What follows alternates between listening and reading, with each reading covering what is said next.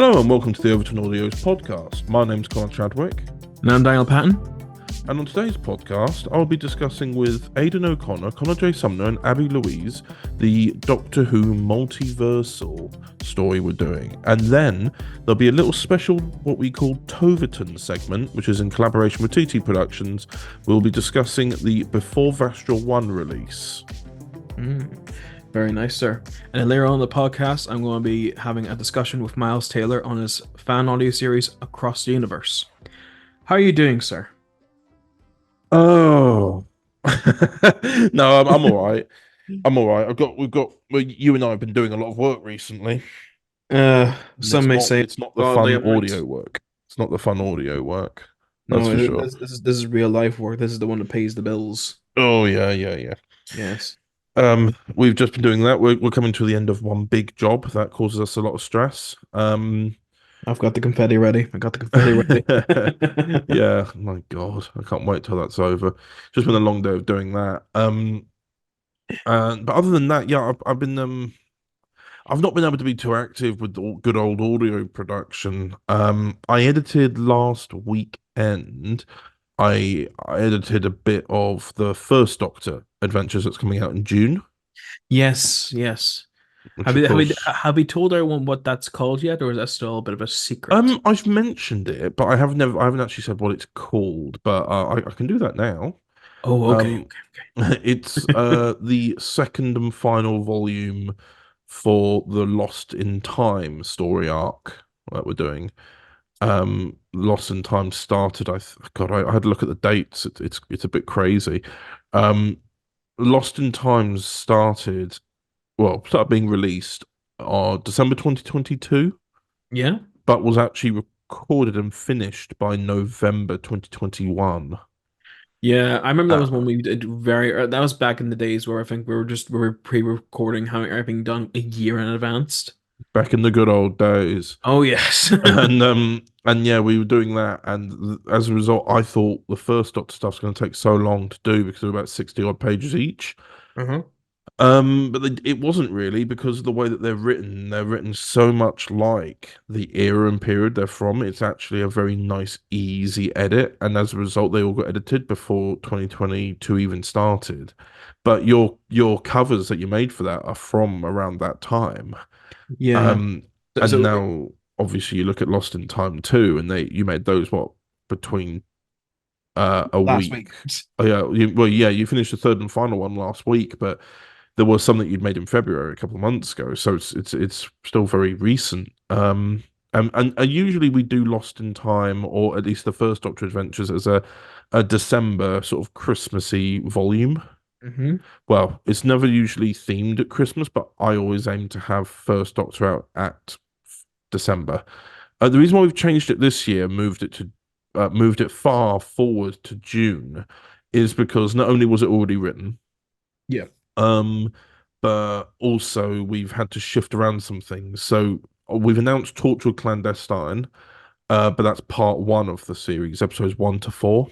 Yeah, there will be the next episodes 5 to 8, but there have just been delays after delays with this volume.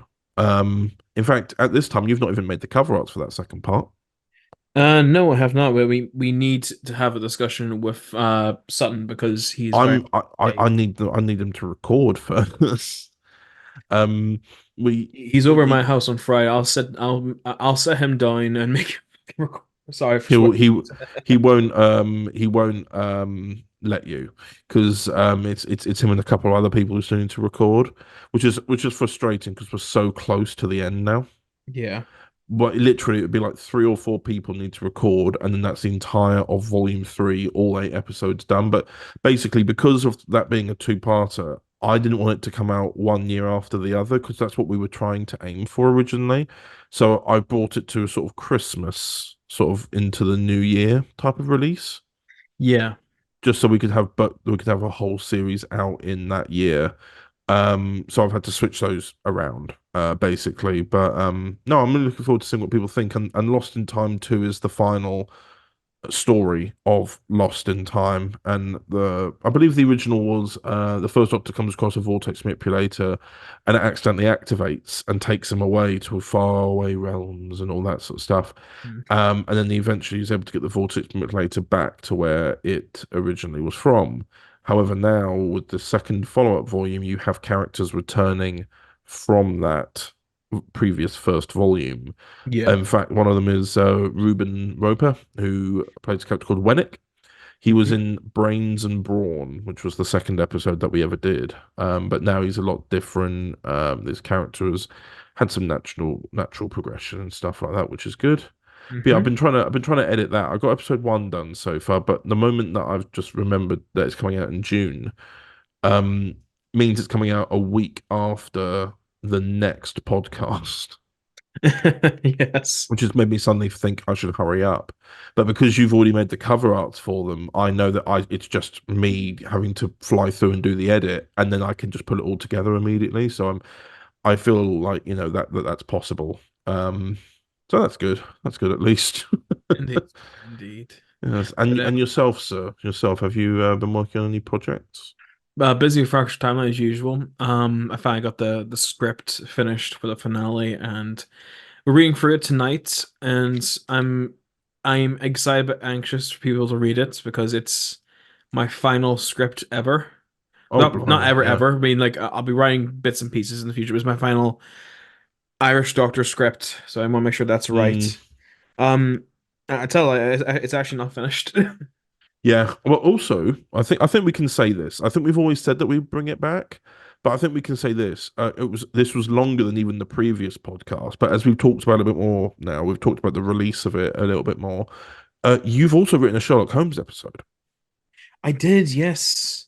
I've Yes. written a thing is I've written it in hopes it'd be a Christmas special for last year.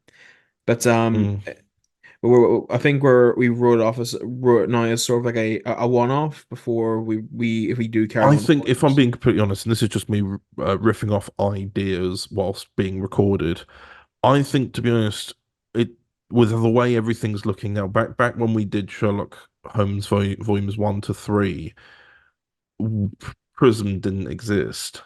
Yeah. And things have become so extensive now with like the amount of spin-offs and lore. I don't mind doing Sherlock Holmes as still calling it a volume, but just doing them when they're done, if you know what I mean.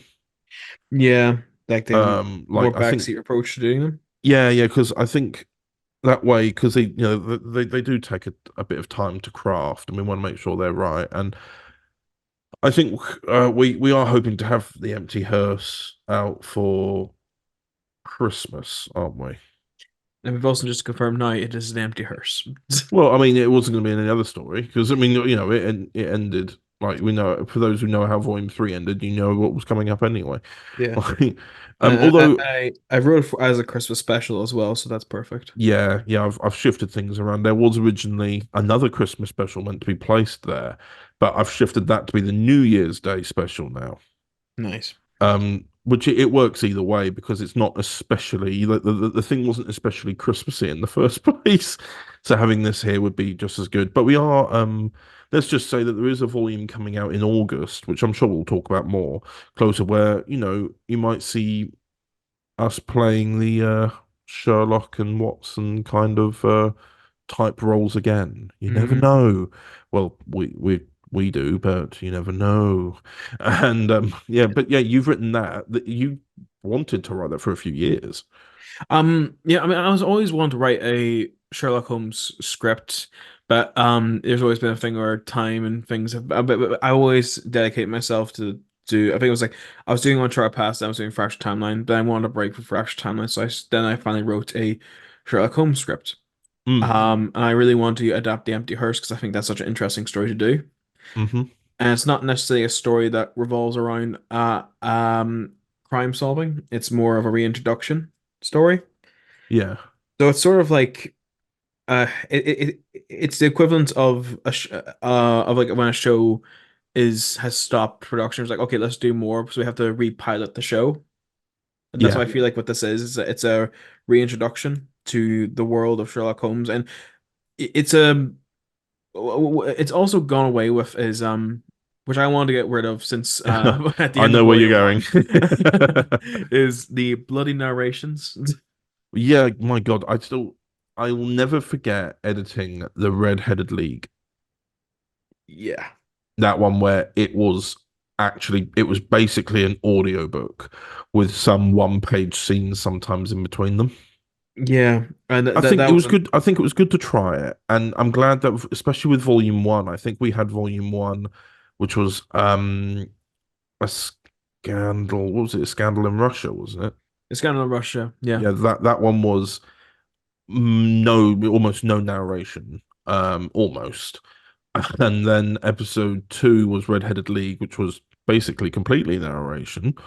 And I think episode three, which was the Five Orange Pips, was a balance between the two, and we stuck with that balance for a little while. But even when we did the Ghosts of Chammersmith Manor, which was a story that you and I had come up with, a whole fresh new case. Hmm. Um, Even when we'd done that, there was barely any narration. Yeah. So that one was a lot less because we weren't relying so heavily on the subtext of the original stories. But I think that's why Volume Four, I kind of would want to look into that being a bit of a reinvention anyway. I think we've evolved now, you know. Exactly. And Speaking of evolving, yes, you you can't. think you think we're going to move on to a segment, sweet Daniel, but we're not. Oh no. It has been 4 years since the first podcast we ever recorded. Thanks for making me feel old, man. Yeah, well, it was lockdown month, really. It was April 2020. And we thought, you know what? We talked about this for a while.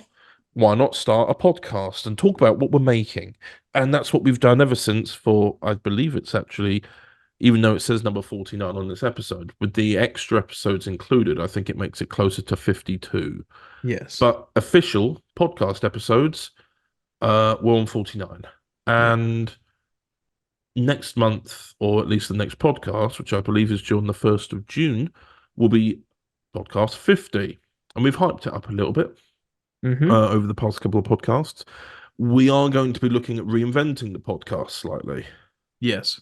I think we need to have a sit down and chat about it at some point, but I've got some ideas about what we can do because I think at this point we're I think it would be good to have a reinvention, especially for 50 going onwards. We've got new music intro, we've got new branding for the podcast, and so it only makes sense that the format slightly changes, you know.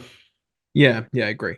I agree. But nonetheless, I just wanted to let everyone know that this will be probably the last time you see the podcast in this format, Mm. unless we decide not to change it. But I think we will. I think it needs something because we've been doing it for so many years now. Even though you had a year off, I still think the thing is for me, I've certainly got tired. You Yes. know, It's time I've to reinvent it. It's time we yeah. change it. It's time we regenerate it. Oh my word! Speaking of regeneration and Doctor Who, shall we go and listen to the segment about Doctor Who Multiversal? Yes, please, sir. Wait, why do I feel like we've done this? Hello, boys. Oh, hey. So, reason you didn't elevate yourself to this spot? I was just seeing the sights, the clouds move. Aha, right. Yeah. And welcome back to the podcast. And I am joined here by Aidan O'Connor, Hello. Chelsea Lagan, Hello. and Jimmy Wolfe. Hello there. And lovely twist, someone else has joined us. Abby Louise, Hello. writer It's and Abby director. Louise. How are you? I'm knackered because we just recorded that Yes, multiversal we're episode. all fresh off of recording part 4, and everyone here was in it. How did everyone find it? Knackering. I loved it. Loved it. Very good. Good, really fun. Good. I found it fun too. And I like to think as well, the way that we've kind of planned it, because obviously it's an 8-part series, we've kind of got it almost in like 2 waves, I'd say, even though it's maintaining a monthly release. until I think the last one will be coming out in July as a result. Yeah. Yeah. This one acts as like a nice mid-series finale because, again, part 1 and 2 are already out. Part 3 will be out by the time this segment is out anyway. We know that the person who caused this all is the Dickensian doctor. What? She Cravat- was My trying. God. She was Cravat just tried to trying to stop. be friendly with Julia. That's all she was doing. Everyone called Cravat rude for trying to stop that handshake. But no, everyone was like, "Oh, ha ha, he's just a depressed man." But no, he knew what would happen. He knew knows all. Hero No. moment. he knew the gravity of the situation. Oh, Aidan, stop Oh, Aidan. it. Aidan, no. But yeah, so that kind of almost it helps bring a nice sort of everything together in part 4 regarding the effects of that handshake, and also faces it and explains basically what's been happening over the last 4 parts. Yeah. What was your favorite part about writing / recording, Abatha? Listening to everybody else's scenes and not actually acting. Oh, very well, very well. And everybody else, favorite moment? Well, I suppose for us it would be from the recording as opposed to the writing. Oh well, writing wise, I liked putting doctors together who have never worked together before. Yeah, That that's was, what I was gonna say. Is that yeah, that was fun to do. I've never really worked with the other doctors. Technically, I've worked, with Dickensian and not as metal, but as the bitch. But I just loved working with the other doctors and their type of the way they hold themselves and the way they act, and it's the same whenever they were filming, even though I wasn't filming metal in the summer, I was filming something else, but I can't say what it was yet. But it's like them getting into their costume. And yes, I have seen pictures of them in their costumes, things being edited and everything, but whenever you see that person in their costume and they become their character, it's brilliant, especially how we're doing it like an audio and visual Yeah. thing. Oh, it's just It's wonderful. that- I love it. I love it. I say, but I like writing wise, I enjoyed putting a combination of doctors together who hadn't worked together. But recording wise, again, I liked sitting back and listening to the scenes rather than acting the scenes. Because it's like getting your own little private viewing of a radio show, essentially. And I suppose from an editing perspective as well, because you'll be editing part 4 as well, you kind of get to imagine where the edits are going to go. You go, oh, okay, I'm going to put the footsteps here, sound effects, all that sort of stuff. Yeah, Get ideas. And yeah. And Aidan and Jimmy, do you have any favorite moments from the recording? Yeah, I'm an absolute sucker for a multi-doctor story of any kind. So I love being able to sort of play off other doctors and things like that, because it's just you get a type of interaction with doctors between doctors that you don't get between other characters. And I think what you have the wonderful moments when you can spout as much technical gibberish as you want, and it doesn't matter what you say, you know that the other character, even if the actor playing them doesn't understand it, you know the character. Yeah, I don't have a clue. Yes, exactly. Don't have a clue.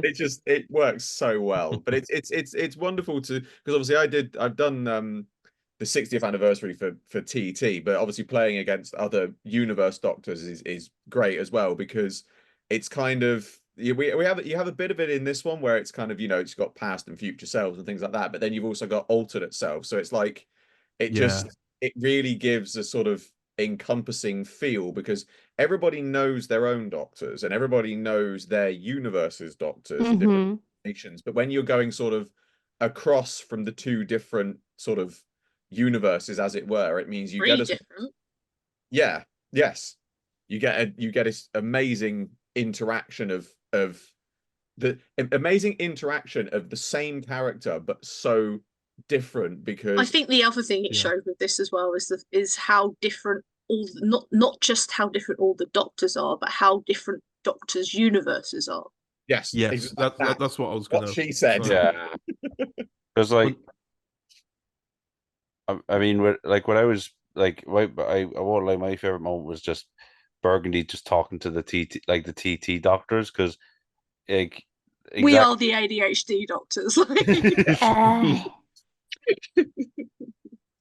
It's like, for example, and I won't get. I mean, obviously, we've also tonight not just recorded for part 4, but we've also recorded for parts 6 and 7, which now, in terms of anything writing and recording wise, now leaves us with the final part now, which is very good forward planning. I approve. But in that, without getting too much into spoilers with that, that's where you really start to notice the slight differences. Like, for example, there's in part 6, you see that there's a doctor who has a duck. Yes. Meanwhile, there's another doctor who has an assassin for a companion, and they're all things that you wouldn't quite see in the actual show. They're almost like, you know, those shows they do where they do like what ifs, and you're like, how did that happen? How did they get to that point? Even though, for example, for myself, with obviously talking about Julia Breslow and talking about having an assassin for a companion, I already have done that story, so that's normal for me. But trying to imagine how a duck ends up as a companion, I'm like, how did that happen? How that but like that's the thing, like that's already planned out in well, I suppose like that's already planned out elsewhere. Do you get what I mean? Whereas vice versa. I hope you get what I mean. Like it's kind of like when you watch like what ifs of an existing show. I suppose I know that Marvel from like the cinematic universe, they do what if, and they take existing characters and change them slightly, and it makes them almost the same but very different. And it's very much like that when we're interacting with our own doctors, because you're like somewhere down the line that path diverged, and we've ended up with this completely new retelling of the character. You're getting to you're a fan getting to actually be, it's that thing, you're a fan getting to be in a Doctor Who story that you don't know where it's going, and that's wonderfully exciting. And I've found it actually, I've actually found it very, very liberating with regards to reflecting on it, because I think back to when I started making fan films back in the 9th of May 2007, because I remember the date. My Doctor was the 11th Doctor. I was set straight after Tennant, and I was trying to match the show as a kid, because that's kind of what you do. But as I've got older, I've appreciated changing things and, you know, not trying to be the show, having the same core concepts. Obviously, there are some things you can't really change. It stops it being what it is. But being able to change slight things so that you've got that kind of creative freedom. And it's just really nice when we make stuff like this, and it's like a cross-universe thing, that you have the chance to be able to fully explore those stories and have like enough to show people what you're about, but not so much that they won't want to watch your stuff. You know what I mean? Like, because in a way, we're trying to also say, hey, come and look at our stuff. Yeah, That's ideally what we want. Because people do like I do think people like this is, I mean, this is really prevalent with anything, like with any sort of Doctor Who content that's come out over the last, ever since like the revival, I'd say, because of YouTube being created. Like Lego Doctor Who figure adventures, then Doctor Who fan films, Doctor Who fan audios. People just found really interesting ways to just diverge from the normal storytelling, and I think that's good for the fans. Yeah, it's so creative. Yeah. Yeah. And if anything, I think the show is even like, you know, I mean, the show is now, I think it's actually the fans that are influencing the show, because now the show is taking some creative liberties with how certain things happen. Like, I know I'm gonna, you know, I know it's recent, but by regeneration, that's you know, I've seen that. I saw that in a fan film in 2009. Oh wow. Really? Yeah, the difference is at the end is that they had to merge back to complete the regeneration, but it's still there. A person like in that fan film, I don't know, I doubt it's online anymore. When they were generating, the regeneration went wrong and they split apart, but they could still, the characters of the Doctor could still die because they hadn't finished the regeneration. So they had to finish the story, and then at the end they were able to merge, and then the regeneration just kicked off.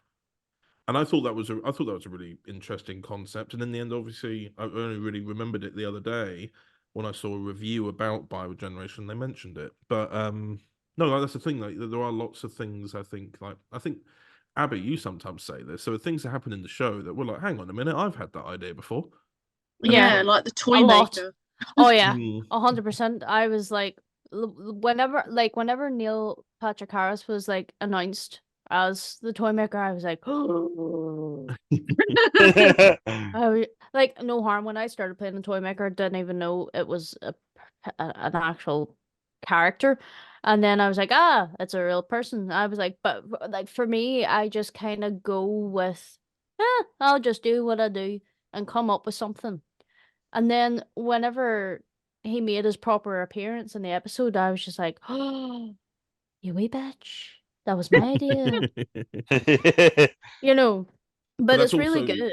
that's I also love what's it. nice about the show, isn't it? It's very transformative. You can see it Mm. appear in the show, but then you can actually also, because in a way, the show also had actually kind of confirmed that there is actually a multiverse of doctors out there. They confirmed that. Mhm. They confirmed that in the Flux series. But I mean, we know that from, you know, like things like, well, for example, Big Finish doing all their Unbound stuff. Is that was Yes. a great thing about all this fan content is obviously, you know, there's always the debate over what is and what isn't canon in the show, but it's kind of like, well, everything and nothing is, and it's kind of like there is no reason why fan content shouldn't be considered canon, because all you've got to do is go alternate universe, and that's it. It's canon. Alternate universe, alternate timeline. In a way, an Yes. alternate timeline is the So same thing. and I think that's beautiful because you can get Mm. people really being creative with their content, and they don't have to necessarily worry about trying to fit it into. It's kind of like you were saying, you know, you get people who want to do content, maybe they're starting out doing content and things like that, and they try to sort of emulate what the show is, and there's nothing wrong with that at Oh all. yeah. Don't get me Yeah. wrong, everyone's got to start somewhere, but it's great to see people then sort of evolve their content into Mm. their own thing, because you think it's wonderful, because you never know what direction people's content's going to go. And it's sort of, it really is kind of like watching or listening, or, you know, whatever medium the fan content takes, it really is like watching the show itself, because it's this whole new adventure, it's whole new doctors, whole new ideas that are just so unique to something. And it's interesting to see how they do it narratively, but also interesting to see how they produce it as an actual film or audio or something like that. But yet there are also some things that you just cannot change about what the Yes. show is. You like, obviously there are I think there's been some things, like there's been I don't know if many of you know this one. It's called Professor What. I know think of it's it. I've heard of it. Professor who? Yeah, Professor. Yeah, Professor What. So like, but he travels around in a like London red telephone box. It's got like all the windows shaded and everything like that. But like, I think people can really adapt it. But ultimately, if you're trying to do Who, you always stick with the blue box. You stay with the same theme tune, if not a variant of how it's made. Like there are, Yeah. it's interesting as a show how you can keep so many elements the same and yet make the show so diverse and different. And even those same elements, you can get creative with them and change them, as long as the fundamental, like, you know, the TARDIS, for example, it's got to be a police box, but it can be squarer, it can be wider, slimmer. Yeah. It's so Tiny. interior. Tiny. I mean, I remember actually seeing somebody years ago now do actually like have the TARDIS going from the blue color to like a lilac color. Oh yeah. Ooh. Yeah. It was, you know, it was interesting. But Yeah. even then, like, there's a precedent for that. That's in the series. The TARDIS has been pure white, it's been black, it's been pink. You know, they did has actually changed. So you can turn around and people go, "Oh, the TARDIS is meant to be blue." It's like, it's not really though, is it? It could be anything. No, didn't they do that with the Seventh Doctor Big Finish? They did the black and white saga, didn't Yeah, they? the black and white saga, and then Yeah. I think it actually even appeared when they went to the Mind Robber Second Doctor. The TARDIS is white for about 2 scenes in that, for no apparent reason, but it was there. Yeah. If it happens in the show, it's possible. Yes, exactly. And if it doesn't Exactly. happen in the show, someone will write it. Yeah, if it doesn't happen in the show, Yes. it's still possible. It just hasn't been seen yet. Timey-wimey. Yeah. But yes, is there anything else that anybody wanted to add about the second half of Multiversal? Because we're more likely going to probably talk about the full end of Multiversal in a few months anyway. Or shall we leave everyone on their toes as to Let's wondering leave what him on a happens next? cliffhanger. I mean, Listen, people. Cliffhanger. Yes, Aidan. Oh, I'm just I know I was just gonna say like I will say like like part five I think is a good like it's in the name. Closure is it's a good like you'll find out soon enough why that story is named aptly as it is, but you know it does round off a lot of things for a lot of for a good number of characters, and I think yeah, we'll get around to that one in the with the second half. Indeed. Indeed. There you go, teaser for part 5. And anyway, so thank you all. Thank you all for spending some time with me. Thank you, Connor. Hosting, my dear sir. And we shall return to the podcast. Farewell. Goodbye. Bye. And welcome back to the podcast. What a lovely segment that was, sweet Daniel. Indeed. Indeed, indeed. Multiversal still continues. In fact, on the moment that this podcast comes out, which will be on the 20th of April, will also be when the 5th part of Multiversal comes out at the exact same time on the Doctor Who Expansive Multiverse YouTube channel. Go check it out there. Indeed. I believe that then follows up with part 6 on the 1st of June, and then... No, sorry, the 1st of May. And then the 1st of June is when part 7 is out, leaving the final part, the 8th and final part of Multiversal. I believe it's penciled in at the moment for the 31st of July. But again, I think that one's up for debate. That hasn't actually been recorded yet. All the others have. So, yeah, just thought I'd reiterate that again. But for now, we shall look to some comments reading as we usually do. Yes, sir. So this month, Doctor Who: The Further Adventures came out, and that was the Northern Doctor Adventures. That has been about 2 years in the making, but we've made it, and it's out there.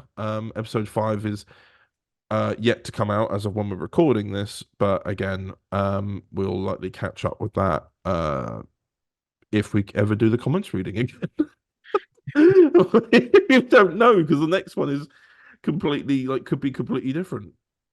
Yes, indeed, sir. Yeah. Oh God. Right, anyway, so here we go. So I will start with episode 1, which is called Galaxy 32, and it was written by the Northern Doctor himself, Nathan Carter.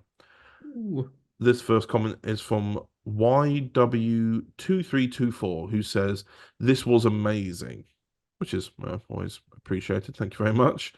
And then we have another comment from Gladiator652004, who says, "I like the idea of a shopping centre in space. It's a great plot twist. And 20 minutes was a great length too for this episode."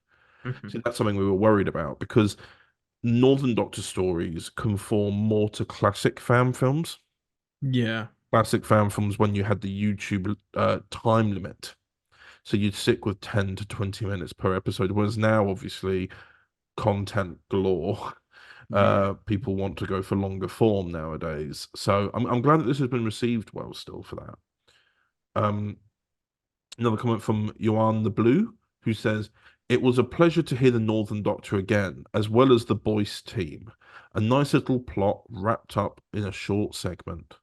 And thank you very much. Very nice. I hope everyone else has enjoyed the rest of the volume, which I'm sure sweet Daniel is about to tell us about. Yes. So going to episode 2, the Era Paladon. We have You in the Blue saying, "Excellent production, enjoying the older, more classic references." Which, yes. Yes, we had James Sutton playing Alpha Centauri, and then James Sutton and a new person who actually got in contact with me to be in more audios, called Andrew M. Young, who played the Shan Sheath. Shan Sheath. Yeah, it was nice to we got a lot more kind of, it was very much like an end of the world type episode. Indeed, yeah. So it was nice to be able to have the little cameos in there. Indeed, sir, indeed. But moving on to episode 4, which is over emotional. Over emotional, is that what it is? Yep. Sorry. You in the Blue says, I have all the remote plans to land on for repairs. It had to be that one. Well done. The very end leaves lingering questions, but I suppose that will become important later. Yes, indeed. It will be answered in the next Northern Doctor volume, which will also be the last one to come out on Overton Audios. Oh, We have got those written now, and we are in recording for them. It's just taking a bit of time to get there. You know, it's always taken a couple of years or so, but I'm aiming for next year so that you can have a nice trilogy of Northern Doctor volumes, but also Nathan's played that Doctor for so long now, you know, and I think there's yeah. tons of content. I think But next yes, year's like his 15th anniversary, isn't it? yes, it is, I think. Oof. Well, no, actually, his 15th anniversary was last year. Oh, That's when that's why he's retired on that year. very well, very well. So right now is his 16th, and next year it would be 17. So he'll match Wolverine, Hugh Jackman. What a legacy, right? Yeah, I know, right? Yeah. But yeah, so a little bit quieter on the comments this month, but that's not to worry. I know that there are certain doctors that are very sort of nuanced, and a lot of people have been, for example, have their own preference. And Northern Doctor very much leans into the like RTD1 era. Yeah, exactly. It Um, was around that era where it started.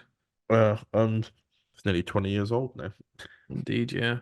So yeah, Speaking of things that sat a long time ago, we have before Vastra what? indeed, yes. Before that starts, I would like to preface and say that the reason why we're having that there, or having this as part of the podcast, is because we rebranded the SoundCloud in the new year. I think I've said that before.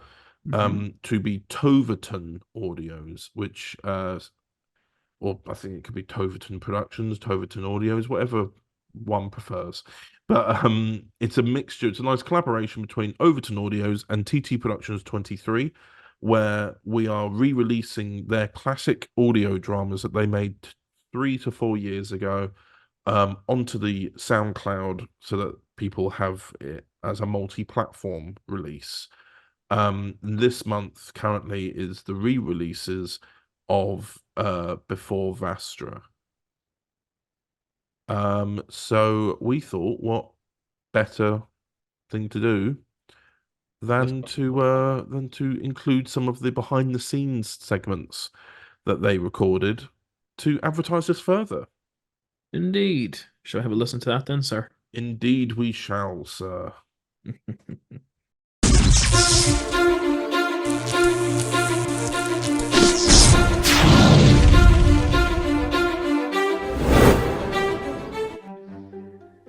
Right, it's recording. Okay.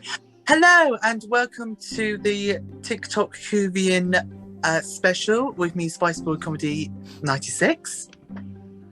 And me, Matt, or Dr. Matt Who. That's my TikTok handle. And today we are going to interview the one and only Abby O'Connor, aka Abby Louise, aka Jenny. I'm so sorry, Mom. Flint. Hello. All right. Hello. It's our turn to interview you for a change. The cogs have turned. It feels peculiar. Your own medicine. So today we're going to be talking about a particular special role play and video on the TikTok Whovian YouTube channel called Before Vastra. Yes. Yes. Yes. Yeah. Yes, we are. Sorry. I was looking at my I'm very professional here. I'm looking at my questions. I've actually written them down. Yeah. Because otherwise I would forget what I'm asking. So I shall kick this off. For anybody who doesn't know who Jenny Flint is, explain, because I'm sure there must be some people that are possibly watching this that might not necessarily know who she is. With those 20 people. Hello, 20 people. So, Jenny Flint first appeared in an episode called Good Man Goes to War, and she was the maid of a lady called Madame Vastra, and she's played by the lovely Catherine Stewart. And basically, she's not just a maid; she's a sword-wielding badass. And basically, herself, Vastra, and a lovely little potato man named Strax form the Paternoster Gang, which are basically London Victorian detectives. Brilliant. So why did you choose well, just in general, why did you choose Jenny Flint to cosplay not only on TikTok but start to kind of go on this journey of exploring the background of Jenny Flint? I think the thing with Jenny is, well, not just Jenny, literally it's just the Paternoster Gang, and there's so much potential. And you could see when they were right, because they're only in 5 episodes, but you can see how they were strongly considering giving them a spin-off. They were written to have a spin-off. And obviously Big Finish picked them up, thank God, otherwise we wouldn't have anything other than those 5 episodes. But I just feel like there's so much more you can build on Jenny in particular, because even in like the comics and all that, there's not too much known about Jenny in detail, like proper detail. So yeah.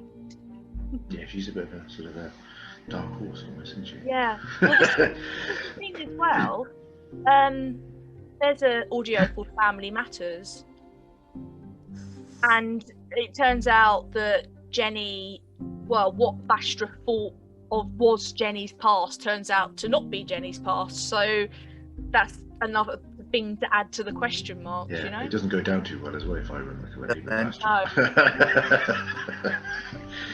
So obviously you've been having to do a bit of research when you've been coming up with your before Vastra. Yeah, that's right. Before Vastra.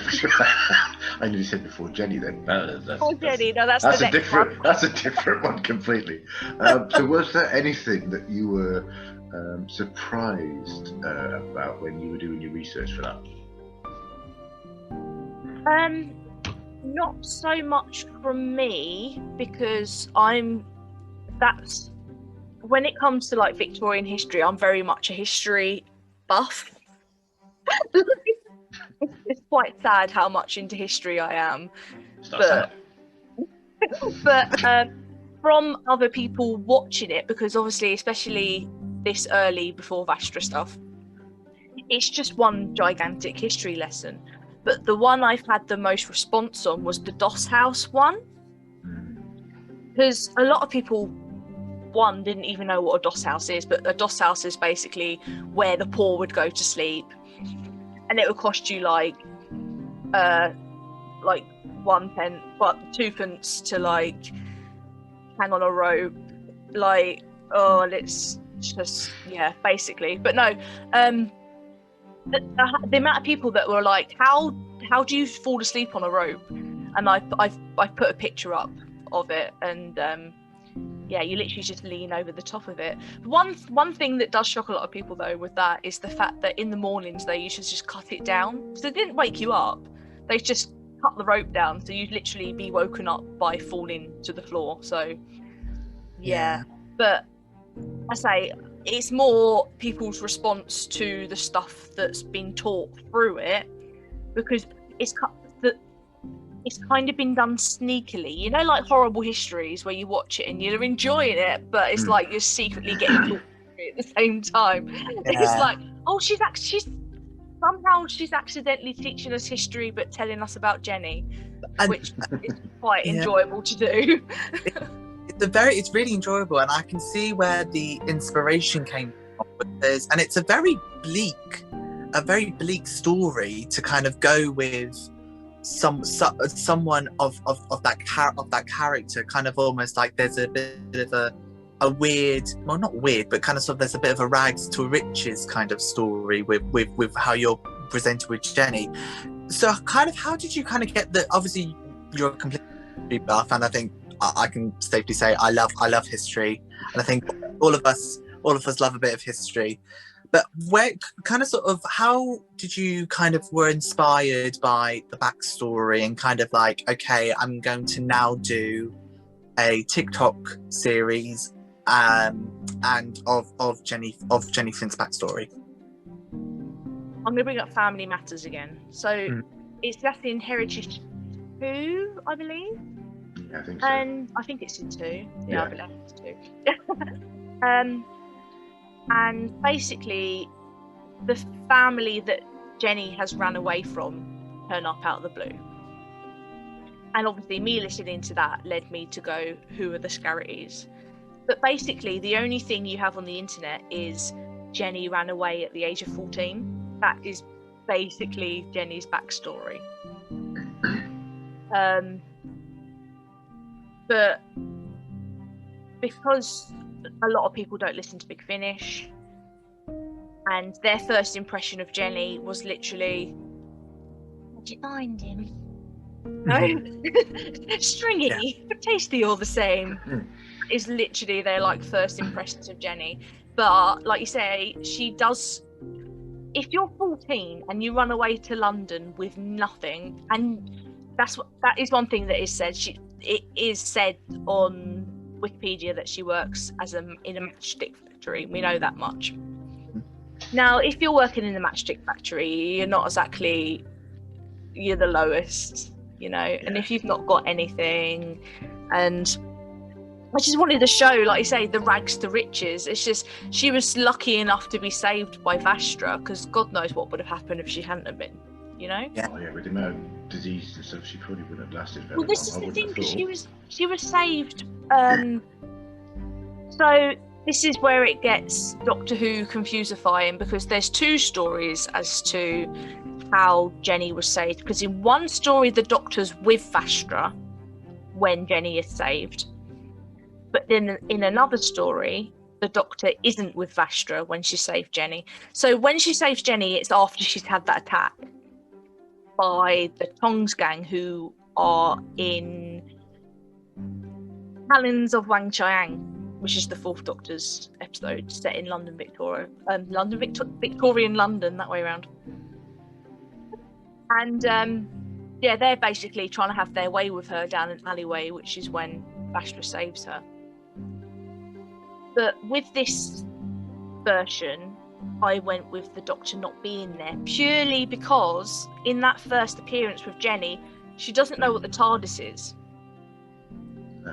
Which to me means she's knowingly, she's never met the Doctor, like knowingly.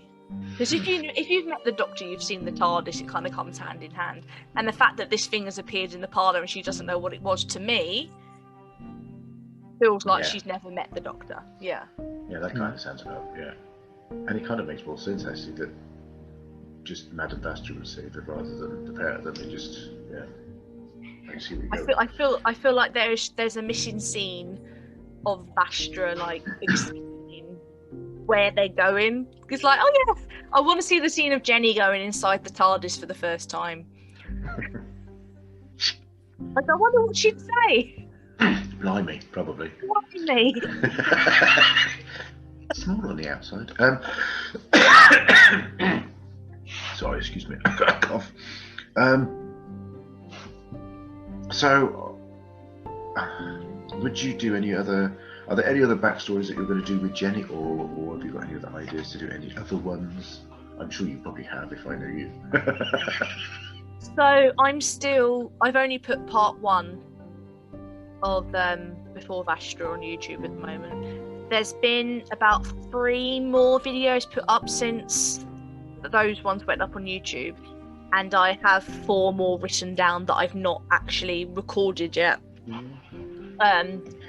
But we're more along the lines now of Vastra and Jenny developing that kind of not like a relationship, more of a I trust you, you trust me type thing.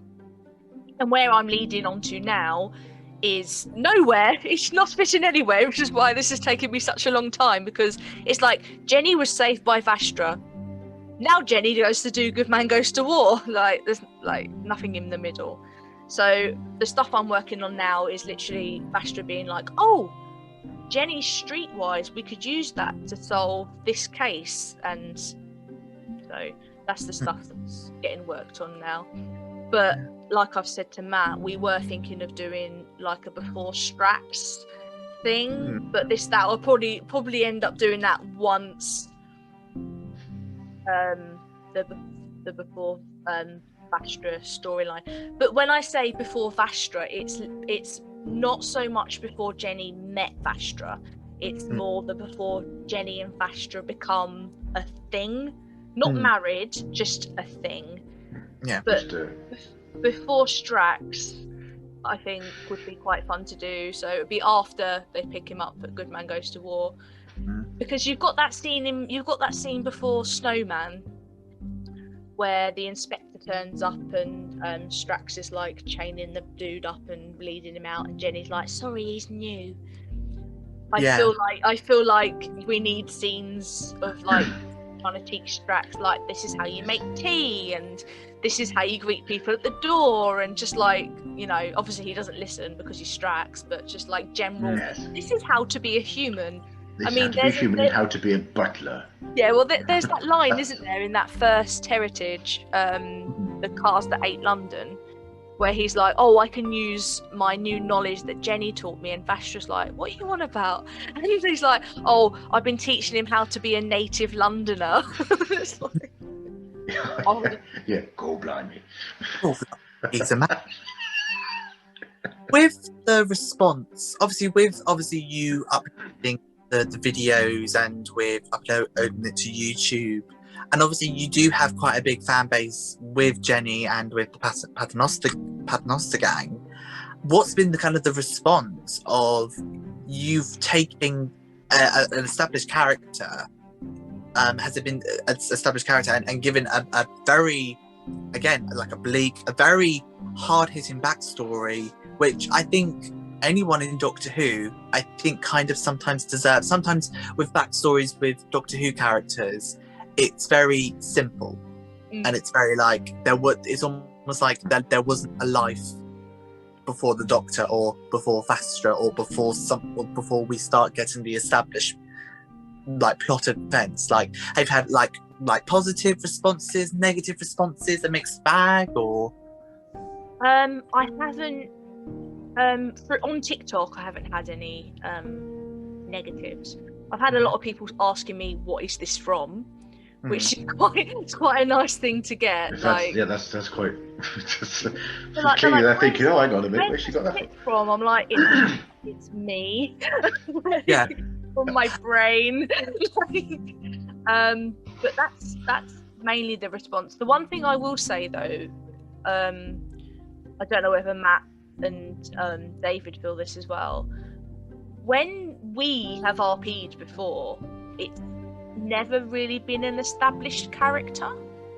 Like obviously Rex was OC, and technically Arnie was OC, and I think the only person who cosplays a like developed character on TikTok is Katie.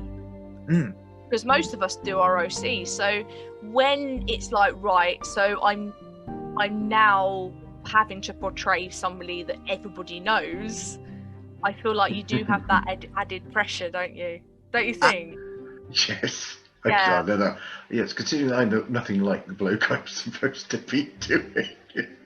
But then I think that's what cosplay should be about. I think, yeah, it's great to have some accuracy, but I think with cosplays with established characters is that you can take that character and put it, as long as you're not completely changing the narrative or characteristics as such, you know, the world is your oyster. And, you know, I think for me watching it as a Doctor Who, not only a Doctor Who fan, but starting to actually get more into Paternoster gang, kind of been bit by the Silurian bug, if you know what I mean. I think it's unavoidable when you're spending time with me, Matt, and Lauren. Yeah, line trap. But yeah, no, I think it's. I mean, overall, kind of, sort of like, I think it's brilliant. I'm not saying I'm not, because we're good friends, but like as someone who is a huge lover of lore, and especially with Doctor Who lore, and kind of sort of and also teaching history, I think it's a great way to educate, put it in an entertaining format but still keep things accurate. That's the thing. I like what you were saying in your question, James. It's like sometimes the best. I don't know whether you feel the same, but sometimes I find that the best characters in Doctor Who are the ones that have had that sort of rags to riches kind of. I mean, let's face it. The Doctor has had the sort of the worst that has been thrown at him, and look at look what's come out. And it's similar with Jenny. If that's what she's had to go through, no wonder she's badass at the end of the day. I think I would have to be. It's the only way you're going to survive in Victorian London is you go kick somebody's ass every now and then. Exactly. I do feel sorry for her sometimes. Like, I look back, especially when I done the beaten up makeup, literally, and with the RPs as well, I just feel like I'm constantly hurting Jenny. I get for your own entertainment. One thing I do get is, like, there's this one girl who was like, oh, with the War on the Moon, she's like, oh, Jenny's hurt again. Abby, we've had this conversation. And then I was like, oh, she'll be fine until Silver Workhouse. And then, like, yeah, at the moment, I do feel like I'm picking on Jenny quite a bit, bless her. I mean, bless her, she suffered from typhoid fever, but that's only your next minute she's been amputated, or like it's next gonna have to go through lung drawn and quartered. She's basically like the Black Knight from Monty Python. It's like nothing's gonna stop her. Typhoid and like consumption, and you can't live on the street. She lived on the streets for 6 years. I mean, yeah, you can't not get something no, like that. Exactly. She was just under 20 when Vastra picked her up. Especially for sleeping in like a bloody That's what I mean. DOS house and stuff. Rats, she's bound to get something, or freeze. Exactly. The fact that I gave her typhoid, because obviously people got typhoid, and the fact that I brought up the cold, like I was literally looking up dates in 1886, 1885, I stand corrected, of like the coldest. That February was like the coldest recorded in 30 years, and it's like I've got to use that. You just go onto Wikipedia and be like 1880 blah blah, and then you just look for like the key events in London, and it's just like the coldest winter. I've got to use that, It's like that. I can't remember which episode it's in, but when they have the in Doctor Who when they're on the Thames and it's frozen, and I mean that. Be nice for it to be that cold, for that Thames to freeze. It's got to be pretty cold. So I tried to think what it was like on the actual streets and stuff. It'd be absolutely. Well. But this is the thing, because I'm going to bring up something completely off topic now, but there's a book called Silhouette, and it's Paternoster Gang, 12, and Clara. Now, obviously, Paternoster Gang, from our point of view, starts in 1888 because Jack the Ripper. Now, the last Frost Fair that was held on the Thames, which happens in that book, was in 1846. And it's little things like that, as like a history fan. This is one that anybody who watches the RPs, we've got one coming up called Unlucky 13. And I have deliberately gone through all the 1890 dates to find a Friday the 13th. Just because we need to be screen accurate. Well, screen accurate. Yeah. I'm so bad. Like I am. I love it. It's literally combining the three things that I enjoy. So that's acting, Doctor Who, and history. And I think that's probably why, because I did, well, James will know this from like writing the audios and stuff. You do come to that point where you're like, where can I go with this? Like, where am I going? Because Absolutely. I have been asking Vicky x Jenny, not Vicky x Jenny, that's her actual name. Jenny x Vastra, whose name is Vicky. She does fan fictions on the web, and I have been asking for her help as well. And obviously not, because you do get to that point where you're like, how much more can I drag this thing out? But no, I've reached that wall has collapsed now, and I've got all these ideas springing into my head. No. So why do you enjoy? I can't even read my questions. Playing Jenny so very, very much.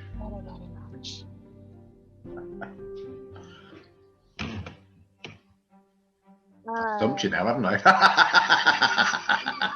I thought I'd throw an awkward one in just because. Just a character, isn't she? And accidentally discovering that I can kind of do her voice by accident kind of helped a bit. Yeah, your voice is, especially like you said, with the fact that you've had comments saying that where is this audio from must mean that you've got her voice like spot down. But I don't know whether it's because I am a Londoner and I know Catherine's not.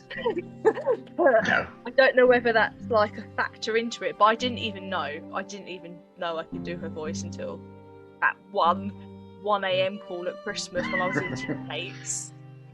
But no, she's just anybody that can just say blimey, like show you side eye, and then you're like, yeah, she's brilliant. She's so underrated, it's ridiculous. As is Catherine, but yeah. So with obviously Jenny is part of the Paternoster gang, and obviously with Big Finish and with some of the books, I feel like there's almost kind of this what I will refer to as the Paternoster cinematic universe. Would you, if you were to kind of sort of say to the BBC or say to the powers that be that have Paternoster gang, would you like them to officially explore their characters obviously more? I mean, I know that there's 4 box sets of the Heritage, and obviously like there might still be a little bit of a, I don't know, like sometimes there's a possibility that they could do another range of box sets or whatever.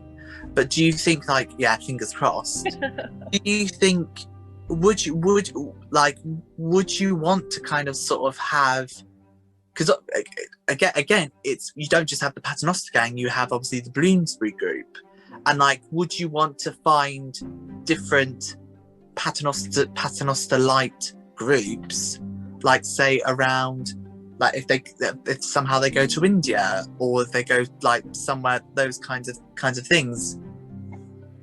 You know, getting them out of London would be nice, I feel. Obviously they're on audio because they can do bloody, I mean they've had the 5th Doctor chase down a runaway train in audio, like everything's possible there, isn't it?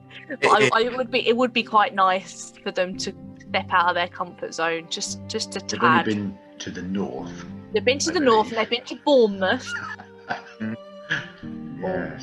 Yes, where Strax was chased by that woman in the pub.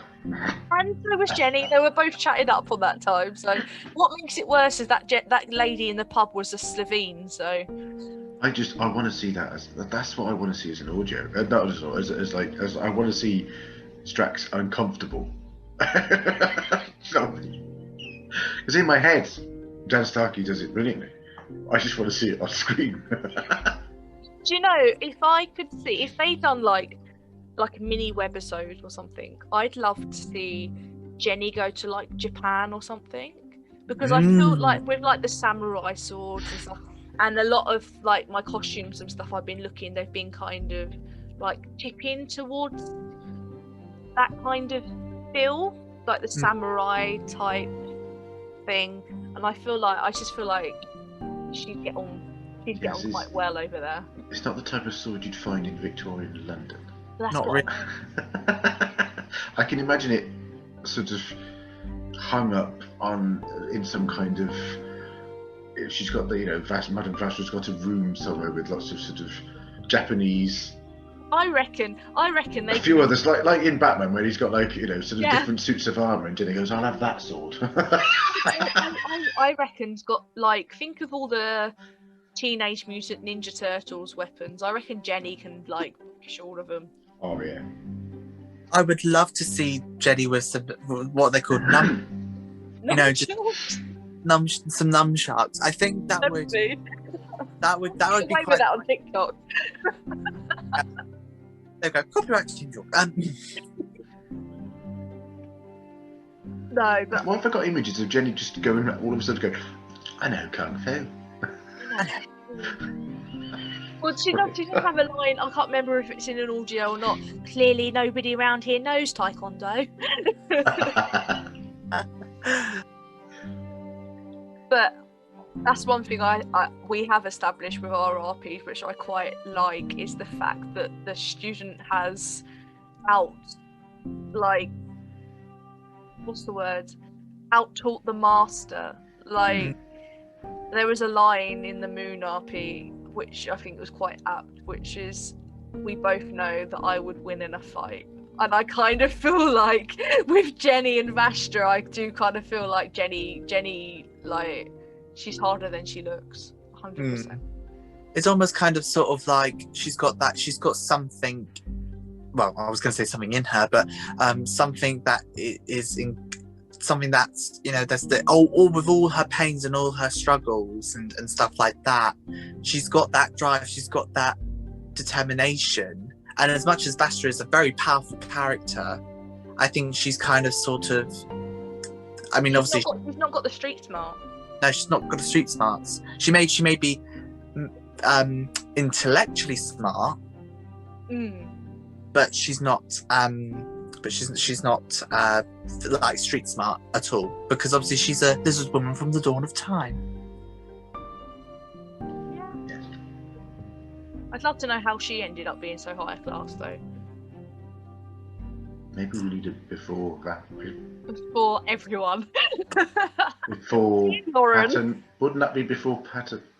Before Paternoster. Yeah. But that would be a very long one, considering how old she is. Well, we kind of know more of Vastra's past. We know that she was awoken from the London Underground. We know that she was in a circus for a little bit. We know all of that. We know that she was a pirate at some point. All the fun. But we definitely know more of Vastra than Jenny and Strax, 100%. Yes, yeah, I think you're right there. So, that kind of leads me on to my next question, which is quite nice. I like it when that happens. What do you think is next for Jenny? What would you like to see happen next, either in Big Finish, TV, or? I mean, I know you've got plans for I've got so many stuff. Plans, yeah. So, with Big Finish, obviously I'd like them to say they're doing 4 more. We had this. I'd like because this last series was very much a heritage of Vastra. You had nods to Strax's and Jenny's past as well, but the main focus was Vastra's past. Yeah, going off and finding that. I'd love one that's maybe more Strax based, but I have the theory of characters having been mentioned in the most recent heritage, which didn't need to be mentioned, which I personally feel are going to be relevant in the next lot of box sets. Jenny's got a little baby sister called Dot, who had no influence on the story. There was no need for them to mention this character at all. No. And I kind of feel like that's going to be a nod in the next lot of paternosters. If they do them, which they bloody well better do, otherwise I'll get Nick Briggs on the phone. I don't know how I will, but I will try. We'll just do them ourselves. Yeah. And RP wise, it's endless.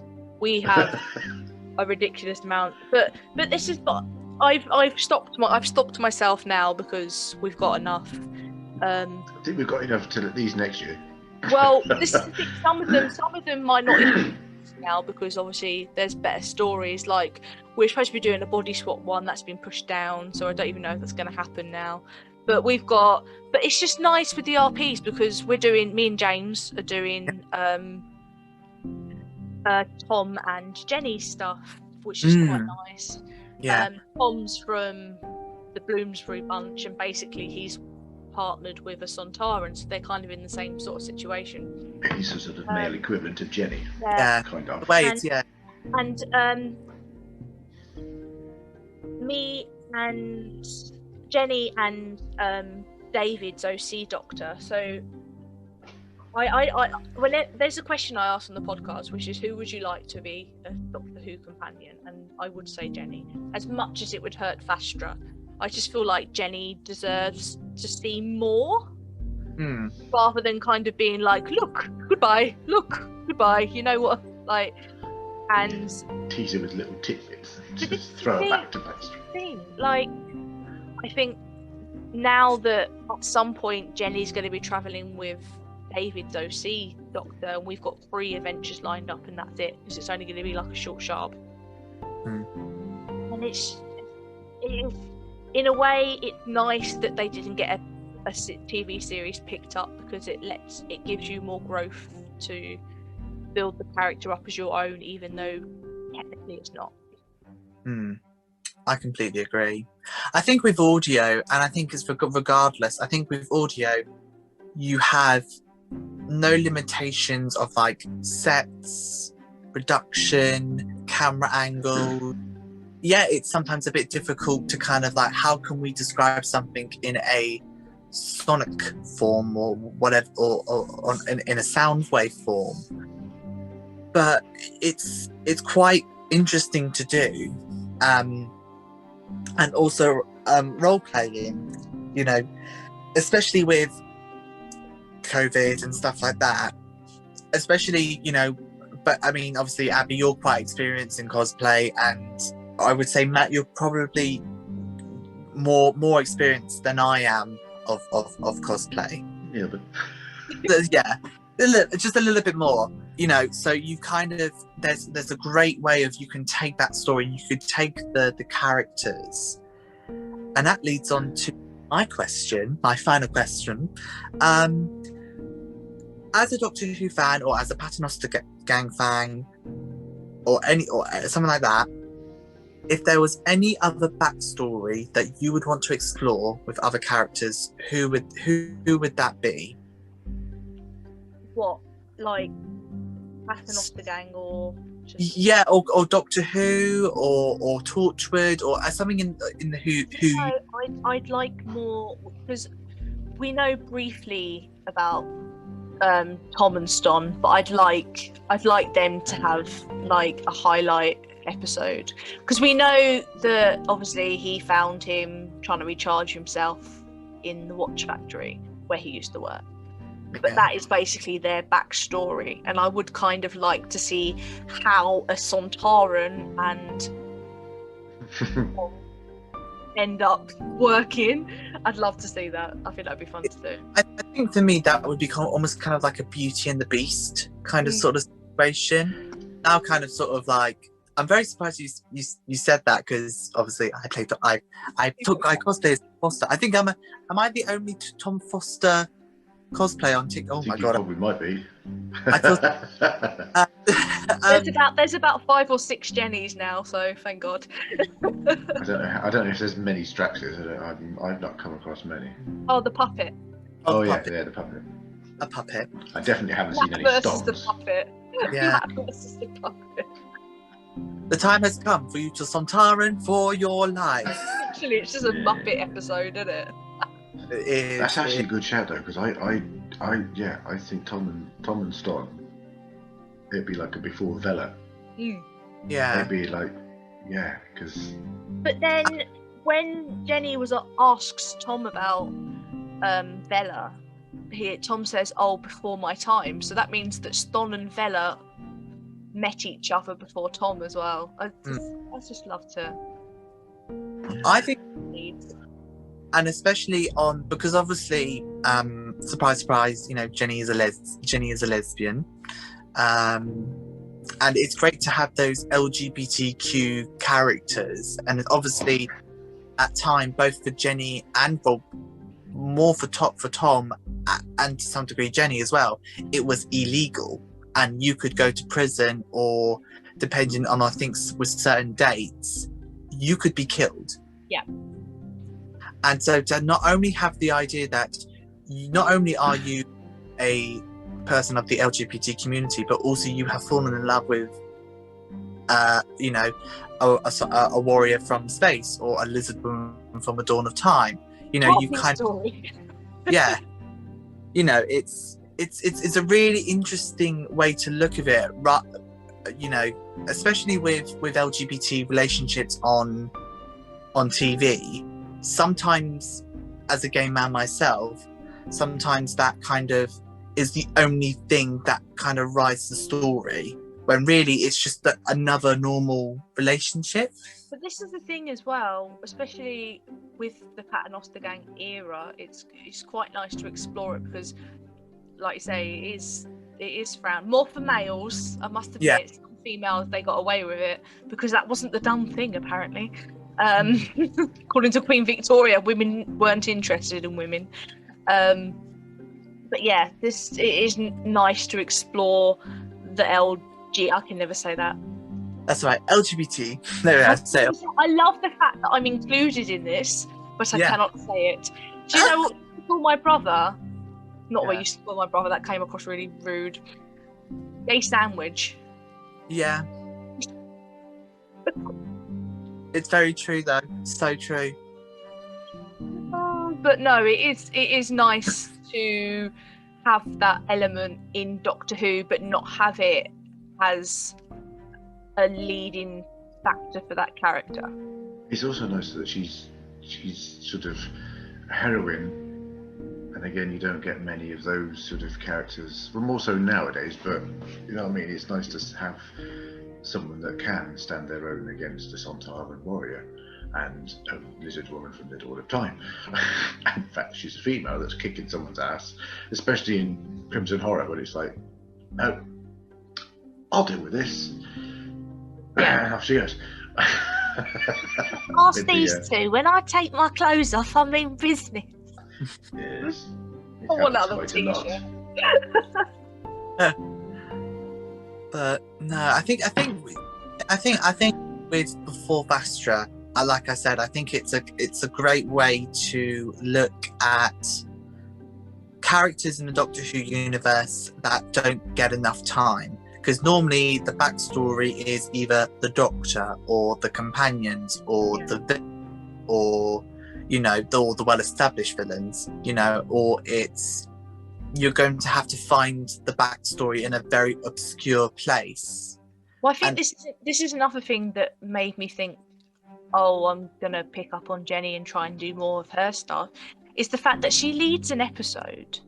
Like, there's not many characters who aren't a companion that lead an episode, and for a character to be that headstrong to be able to do that, she needed more time.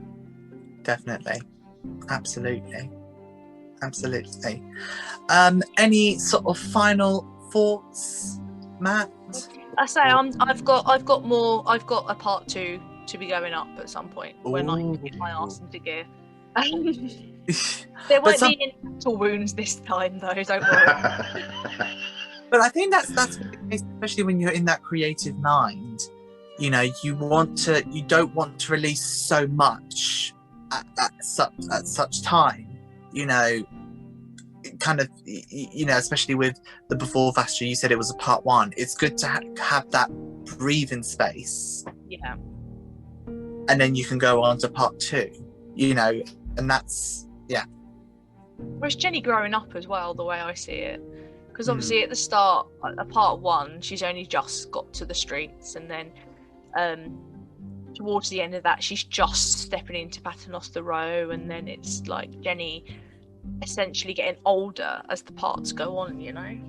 Character development and becoming more the Jenny Flint we know rather than Jenny Scarrity. Yeah, very, very true. Any final words? Any plugins? Anything? I can't think of anything. Well, I think that will have to. Well, I was going to say thank you so much, Abby, for letting us Fill you for a bit. Get our own back. It's gonna feel weird. Whatever point to Serrano and Coke. Oh yeah, yeah. But I was gonna say he's drunk it all. Somewhere. Oh, it's funny. But yeah, thank you so much for listening to our TikTokuvian special report extravaganza with Abby of Traken, Dr. Matu, and of course Spice Boy Comedy, aka the most gayest thing on TikTok. Sorry. But no, thank you so much for listening and watching us, and hope to see you very soon. And hello, welcome back to the podcast. I thought we'd do something a little bit different, Daniel. Yes. Because we usually have 2 segments of podcast, and on this very special, I say penultimate, I keep saying penultimate, final podcast in this sort of, what's the word? I forgot. Format. That's it. I thought, what can we talk about in this segment? By the time that the next podcast starts with its new format, Doctor Who would have started again. Series 14/season 1, whatever you want to call it, will be starting on the 11th of May. Yes. I wanted to, and as we're recording this on the 10th of April, it's a month exactly, really, until it's out. So I wanted to have a little discussion with you, sweet Daniel. It might be controversial, and we'll find out when it comes out, I'm sure. Or it might be controversial for us to discuss because we might feel differently. Are you ready? Yes. What is it, sir? What are your thoughts on the new release schedule? Oh, well, I'm in 2 minds about it. I can definitely see why some are upset by it, but at the same time, Doctor Who's now opened itself to a more global market, and I see that more as a good thing for the longevity of the show rather than a hindrance. Like my main example is people are saying, "Well, I've got to just avoid spoilers all day." It's like, well, you do that for shows like Loki anyway. Well, this is what I was saying, because I end up in a bit of an argument with some people I know. I don't know them awfully well, but I feel like the announcement of when they're releasing the episode has showcased some of the worst of the fans. Yeah, I do feel I get that it's a UK-based show. I get it. It's always been given to the UK first. I remember all the uproar when Tortured Miracle Day was coming out in America a day before. Yeah. I understand, and I get it, and because it is a UK show, and Doctor Who certainly is. Yeah. However, I don't know if you've seen the news recently about the BBC, Dan, but they've just cut enough sitcoms and shows from their their network, if you want to call it that we now have 1,000 less hours of entertainment on the BBC. Yeah, which is... And there was an interview with Russell about why to do this change. Well, I think I've seen the same interview where basically he mentions that eventually the BBC are on their way out. That's what he feels. Essentially, the deal with Disney is to show that Doctor Who can survive on other platforms by other companies.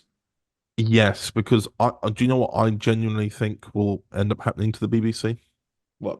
And I don't want this. I want to preface it by saying I'm not excited by this idea, because I think the BBC isn't just like any other any other TV channel or TV production company. It's the British Broadcasting Corporation. It's got some stature behind it. Yeah. It's got so much history behind it as well. So many, it's documented so many important moments. But genuinely, I feel over the next 10 years, it will pull back from being a production company and instead being a license holder and distributor.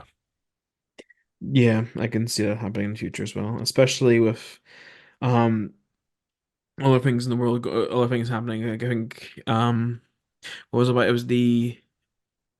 It's the cost as well of the TV licenses as well that sort of like stop people supporting it as well. Yeah, because I was thinking like, for example, the BBC will just let other people make it for them, and then they can have some distribution rights as the license holder. This has happened before with a show that was made by Netflix, but in cooperation, in collaboration with the BBC, and it was called River. It starred, I believe it's, oh God, don't really get the nationality wrong. I can't remember if it's Norwegian or Slovakian. Actor who played Dr. Selvig in the Marvel films. Oh yeah.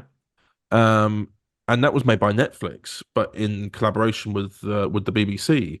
So the BBC got to air it on television and have it on iPlayer. Meanwhile, Netflix got it on Netflix at the same time. Hmm. So the way I see it is, I always like the idea of being able to watch the show in the evening. Yeah. I am certainly going to miss that because you could watch Twitter live, Yeah. and now you can't do that anymore. Um, Loki, for example, I was able to avoid spoilers actually very fairly well for that show. Even though I knew the ending anyway, I had gone searching for it on YouTube. Hmm. I know that Doctor Who and Marvel are different beasts in their own right. Yeah. But the show coming out at midnight here, and I don't think also, again, maybe slightly controversial to say, might sound a bit rude. I don't think people understand what maths is. Yeah, because By that I mean they've said America get it on the 10th of May at 7 p.m. They get it earlier than us. No, yeah. it's a simultaneous release. When it is midnight in the UK, it will be 7 p.m. somewhere else. Yeah. It is not earlier. It is simply at the same time everywhere around the world, no matter what time zone you're in. They happen to get it at the time that we would usually get it. Yeah. Arguably, that's literally down to the BBC probably asking for it. Can it please be just at least, because obviously scheduling and everything like that is not up to Russell. But as a UK based show, the show is on Saturday. Yeah. Would you rather it be released later, or would you rather have it at midnight on Saturday so you can watch it whenever you want? Because people have forgotten this as well. There was a show that I watched called His Dark Materials, made by Bad Wolf Studios as well. Brilliant show. Um, it was coming out weekly on the BBC One, Mm-hmm. and I went on BBC iPlayer to watch the latest episode. The whole series was on iPlayer Yeah. because they'd also streamed it on iPlayer and also broadcast it on TV. Hmm. Because that's what the BBC now do with most of their shows. Like, remember I told you about the show I was working on, Yeah. the Silver Point? Because I was curious about when that show was going to come out because I had an NDA thing about when I could post my work about it, Mm-hmm. and it essentially said not until the episodes have aired. I nearly got in trouble. Well, because they went out on iPlayer. No, because they came out on iPlayer, but the thing is, That's what I was saying. the contract said aired, as in aired on the BBC. Oh, I see. I see. See, So that's where things get a bit awkward. they released the entire series on the BBC iPlayer, Mm-hmm. but then they were releasing the episodes weekly. So I thought, okay, release date, here you go, all the episodes have aired, like to my thoughts. and then I released my show reel containing material for it. Mhm. And then I got told off from someone who I worked with saying, Dan, you're not meant to do that. I was like, what? Why not? He's like, because the show has not aired yet. He's like, but it's on the iPlayer. I was like, no, yeah, that's streaming. That's not it being aired.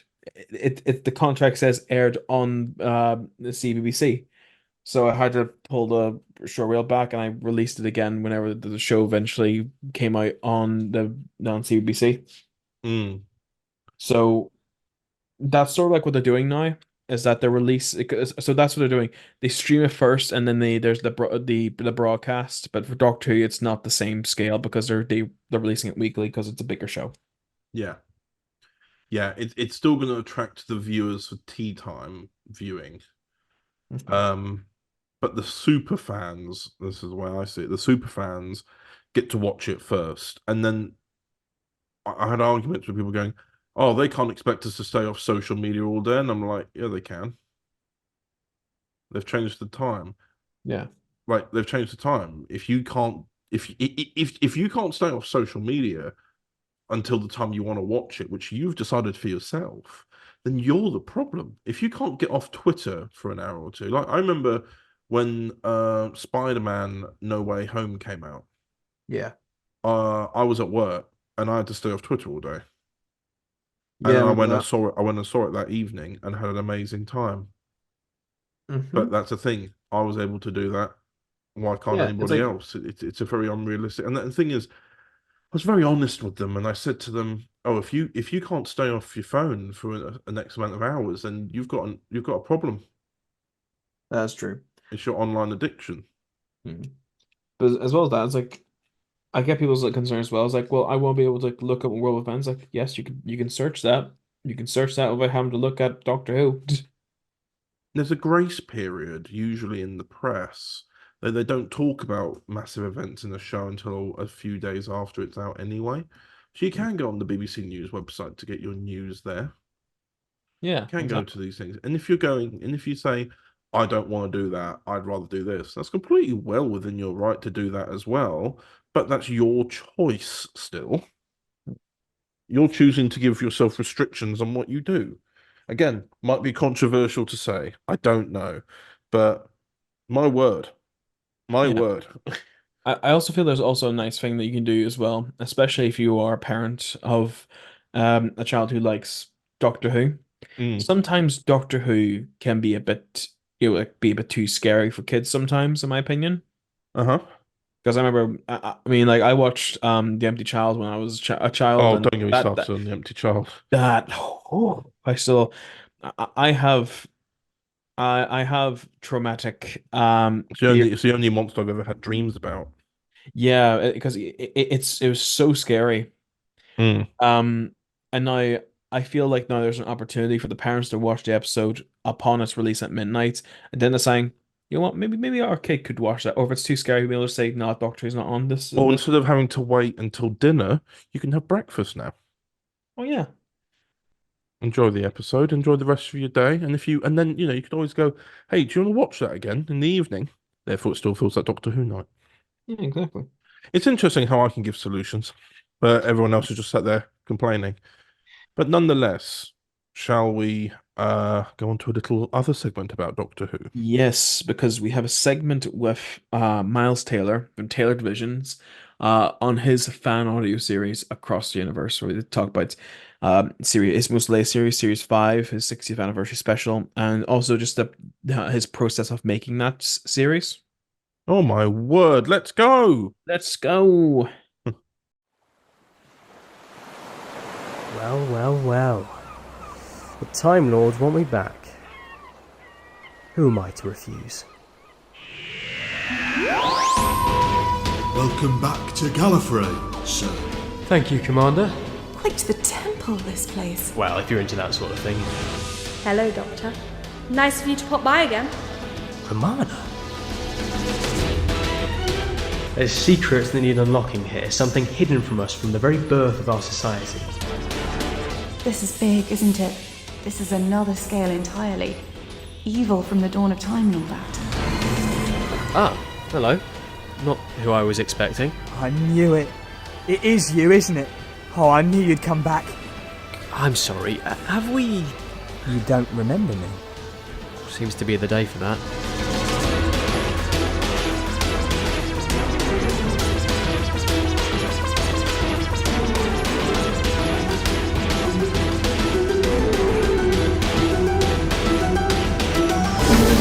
That's it! You can do this, oh my beautiful ship!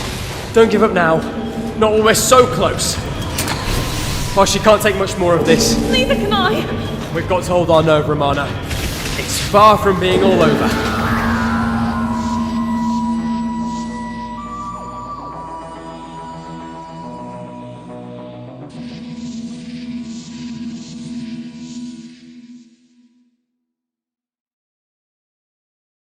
Welcome back to the podcast, and today I am joined with Miles Taylor from Tailored Visions. How are you doing, Miles? I'm very well, thank you, Daniel. It's very good to have you on the podcast because since starting this podcast, I've wanted to talk to more Doctor Who fan creators, and you've been on my list for years, but there's always been something in the way from me approaching to ask you. So I'm finally glad to have you on the podcast today. Oh, anytime at all. I'm always grateful to talk to fellow fan creatives. It always does feel like you've got to have an in though, doesn't it? It feels like you've got to have a way to start talking to these people. But you know, it's just fab to all be a big community of creators and doctors. It's fab. Love it. Exactly. And I think it's like, so we recently started talking whenever I approached you to be in one of my audios, and then you approached me to be in one of your audios. I think that like that was the sort of the link. It's like, okay, I think this is time to get him on the podcast. I think I've got him out.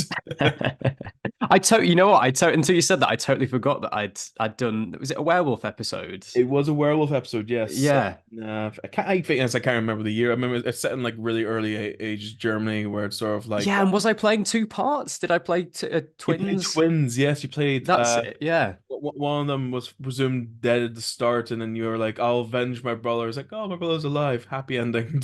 Spoiler. Yeah, and it was nanogenes and stuff. It was great fun scripts. I really enjoyed that. I've only just remembered that as we've just chatted. That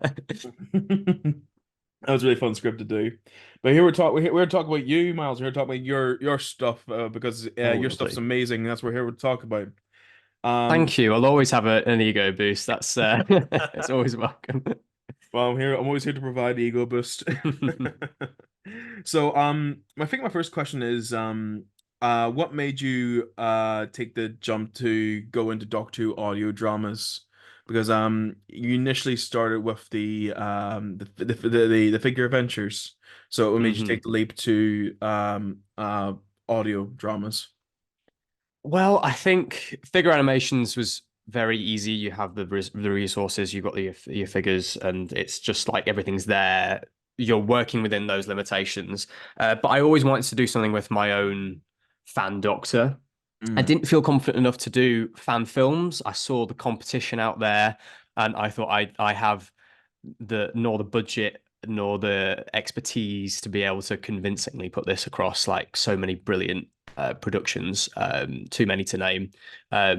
So I thought, let's go for the audio realm. There'd been a few beforehand. I think I started in 2018, 2017, right around that sort of time. There had been sort of the start of fans doing this. But yeah, no, I thought this is an easy way for me to get across my stories. I'm interested in trying a bit more sound design. I think I'd done a few little minisodes, like I think a Matt Smith episode in like 2015 or something like that, with which was just both testing out trying to do audio drama and also a Matt Smith impression. So I thought, time to do that on a bigger scale, do a short episode, sort of 3-episode run, and it just kind of spiraled out from there. And I think we're 5 series in now. Yeah, 5 series. I'm absolutely loving it. It's just a great way. I like to say it's my sort of concept album. This is what I'd do if I ever took the reins of the show and wanted to throw the Doctor into the most distressing and emotionally traumatic scenarios. So yeah, but it's a massive amount of fun. I've always loved doing it. I feel the same. It's sort of like, what would I do if I had the reins of the show? I just make the Doctor go through the worst things possible. Well, that's what's so great. I love that the Doctor is for me, I love the Doctor the most when they're fallible, when they're clearly emotionally affected and more relatable. I know some people prefer it when the Doctor's more alien, when you've got your Tom Bakers and Colin Bakers, but I personally love Davison, Tennant, those human doctors who we can relate to. So I've kind of picked bits of that out for my Restless Doctor. I mean, Restless. There you go. In the name itself, that's a very emotive part. That's kind of why I decided to choose that. Yeah, I love putting the Doctor through the ringer. I just love torturing the Doctor. Yeah, there we go. That's put that on as a tagline on the poster. Like, from the man who tortured the Doctor, Doctor Who across the universe. That's what I want on the wiki page.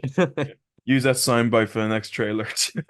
Yes, that's the one. That's the one. I'll get Nick Briggs to say it as the opening. I bet he would do it as well. But so you're 5 series deep at the moment with your series. What is your process of thinking of what stories to tell, and namely like what you've done with your series 5 arc, whereas series 5 felt like it was an overarching story where every story had a connectivity leading into the other rather than being like an episodic thing. So can you tell me like what's your process of thinking of the stories and how you think of how to approach every series? Sure. Yeah. I mean, series 5 was, I think I wanted to do something a bit bigger, on a bigger scale. And I thought the only way to kind of do that is to do an interlinking story. I'd kind of touched on that with, I think series 2 had a sort of a thread going through of the Doctor trying to find Lily, the first companion from that series. And we had a few cliffhangers there. So series 5, I very consciously went into it and went, this is almost a Big Finish box set. This is a 3-parter. You need to listen to the whole thing. And yet there's kind of a degree of their own stories within that, a bit like Flux, I suppose. Yeah. So yeah, series 5 was very much that, really, and wanting to do a bigger scale story. Gallifrey was like the main thing that I wanted to do. Again, wanting to traumatize the Doctor, and I thought, I can do that on a bigger scale if it's a 3-part epic, and we can and Nancy as well. I mean, she essentially almost gets killed and worn by this weird entity called Liberty through the whole arc. So spoiler alert. So yeah, that was kind of the series 5 thinking, but previous series have kind of been almost my kind of the stories have kind of been what's driven it. I wanted to do a story set in World War II, or a story where the Doctor has become a TV show in the far future on Planet Hollywood. And I mean, series 3 was very much like, we're in lockdown. I've got a lot more time on my hands. I can do 5 episodes instead of 3. Let's really push the boat out and do a huge variety. And I absolutely love that run. That introduced Nancy Foster, the current companion, played wonderfully by Izzy Walton, who's now a Big Finish star.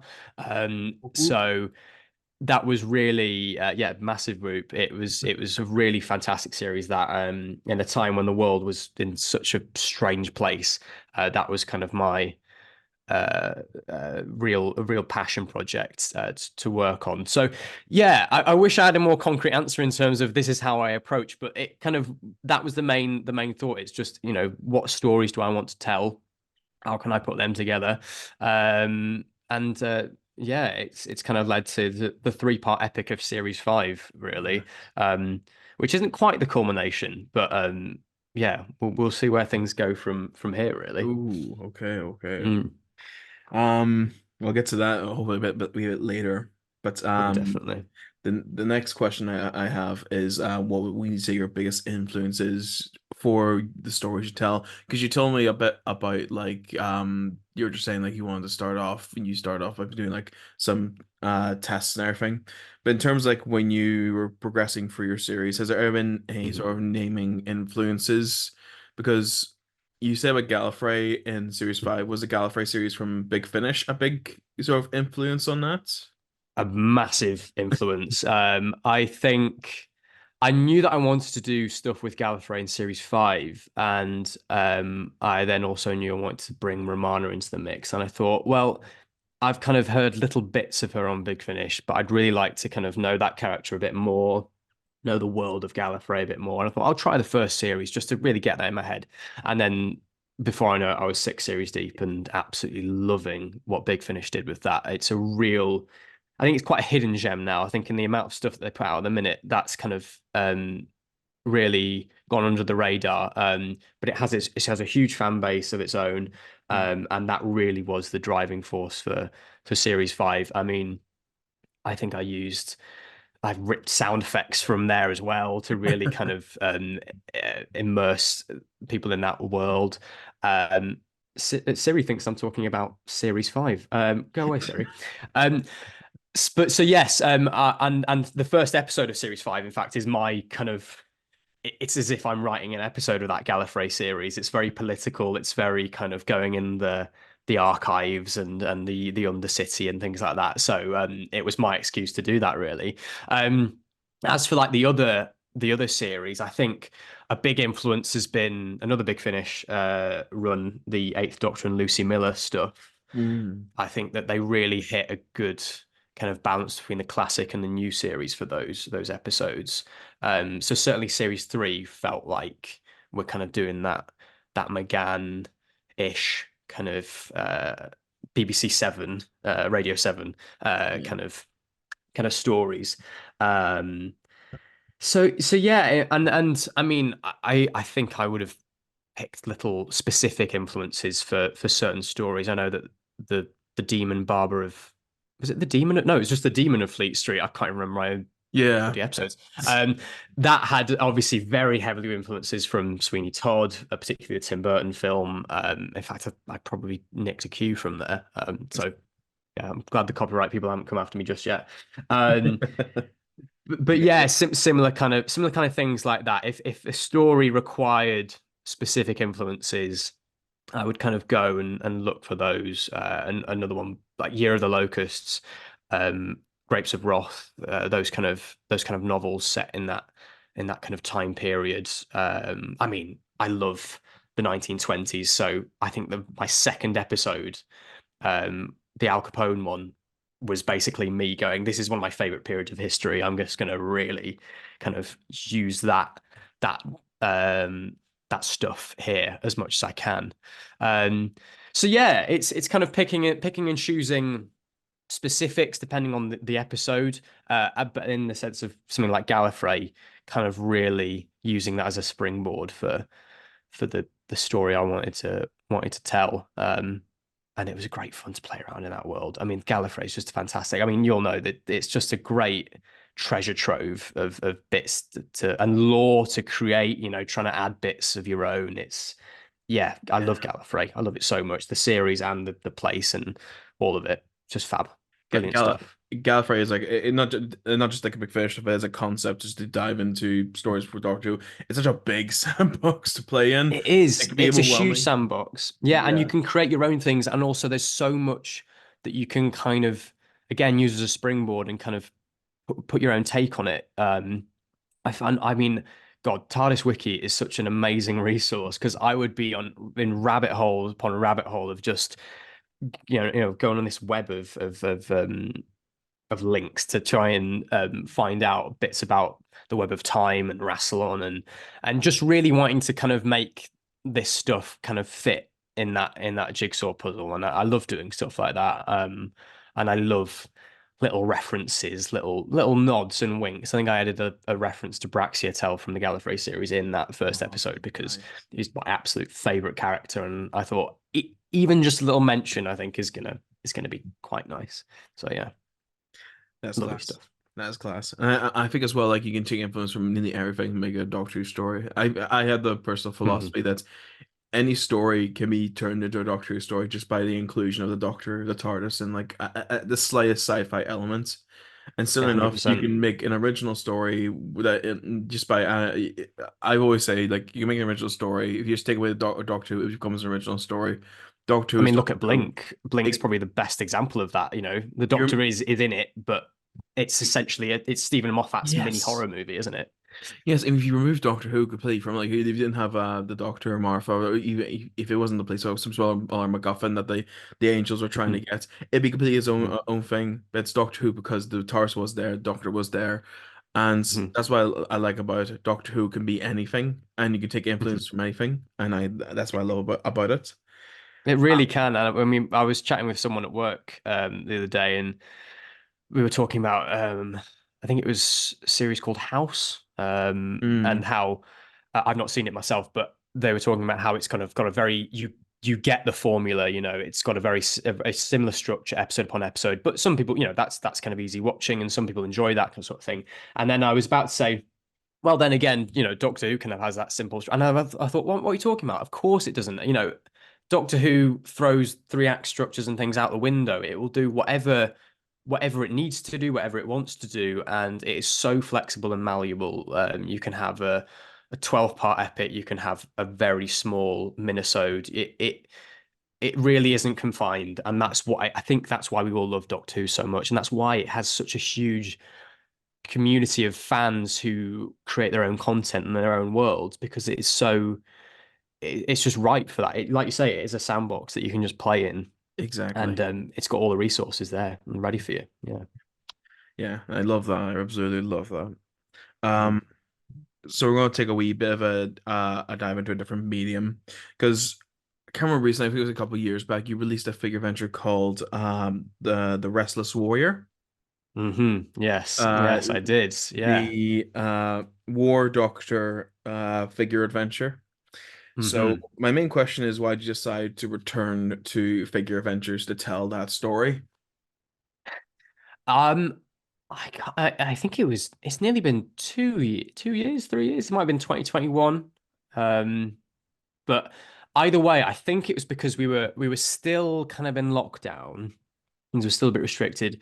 And I thought, well, you know, I'm not usually in this place where I've got this time to be able to do stuff like animations. And animation, the reason I stopped doing animations is because they are just so time consuming. And I think the more I did them, the more I become perfectionist and think, you know, had that mindset of I need this to be perfect. And off the back of that, it would then take even more time to do that. So I think I thought, I've got this time, you know what?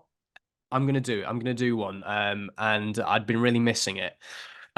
So I think that started off as, yeah, I've got plenty of time, and it turned into trying to cram any moment into to do all this stuff. And it really became a huge thing. I mean, it had its own production crew, essentially. It had Chris Frieden composing the music, had Oliver Chenery doing visual effects. It had a huge and fantastic cast, all of whom I didn't audition. I just went to specifically because I sort of thought, I'm going to keep this on the down low for the time being until it's ready to release, because I really wanted this to be ready and not rushed out. I think I gave myself as much time as I needed to with it, to get it out. And there hadn't been, if I'm right in thinking, any War Doctor long form figure animation on YouTube at the time. So it was something really different. And yeah, I had a blast making it, and I'm still very proud of it to this day, because it was another passion project. And yeah, it was great to see the excitement and the reaction when it was kind of announced, and great to see the response that it got as well. Because I really wanted to take time with that, and I don't think I'm ever going to do another one again. And if that's the case, I'm happy to say that's the one that I'm putting out there, and that's drawn a line under it, because I am very proud of what that became, and all the people who worked on it. They did a fantastic job. So yeah, what a joy it was to do that. Well, I will say it was a fantastic animation, and I really enjoyed it. Thank And you. you also beat me to in my next question. I was going to ask, would you ever do another one? But you firmly put your hand, your foot in the stand, Obviously, through the line. yeah, like, no, I would no. absolutely love to, 100%. Like, you know, I love that world, and it was great to dip my toe back into it after so long. But yeah, it's I think just the amount of time, and like I say, I think if I went to do another one, it would take me double the amount of time because I would be really nitpicky on how I wanted it to look. I mean, the simplest things like trying to stop the exposure playing about between frames. I was being really precise about making sure that it looked as fluid as possible, and yeah, it was a big undertaking. So I think, speaking rationally, yeah, that's it for me. But you know, I would absolutely love to do that again because what Doctor, who knows? But yeah, it was a huge amount of fun to do. I think that's when you do any big projects, when you feel like you do a big project where you've accumulated all these skills. You're like, okay, I'm going to put all my time, all my passion, all my energy into this. Make as best you can. You leave it like, I could have done I remember you could have done like the slicing better, and you realize I can't do this again because I know I'll spend twice as long if I did it again. Yeah, exactly. Exactly that. But then that's what makes those final projects so. That was what makes you happy with it. I think that you want to put a product out there that you think I've done the absolute best I can. And obviously, you'll always look back and go, oh, I'd have done that differently, or I wish I could have changed that slightly. And there's got to be a point that you've got to say, no, stop now. That's as good as you can manage and be pleased with it. Yeah. But yeah, it's a tricky one to do. A tricky one to say that to yourself and say, right, stop now. That's it. You've got to stop the intrusive thoughts and just like, no, it's good enough. Yeah. It's the best I can do. Let's leave it there. Yeah. I'm always battling that in a monologue in my head, saying, do it again, go on, do it again, better. Yeah, exactly. Only other question I have about the Restless Warrior is, have you ever considered doing it as a audio drama, or was it purely was it purely always going to be an FA? It was always going to be a figure adventure. I don't think there was ever a point when I would have done it as an audio. Yeah, because I've kind of stuck in the realm of doing original stuff, I suppose it is, but original Doctor stuff for audios. So it was kind of very consciously written and done as an animation. Yeah, and I think I chose the War Doctor because, again, as I said, I didn't think that there had been anything at that length, animation-wise, on YouTube at that point. And also, I hadn't done anything with the War Doctor before, so it was something new, something different to try.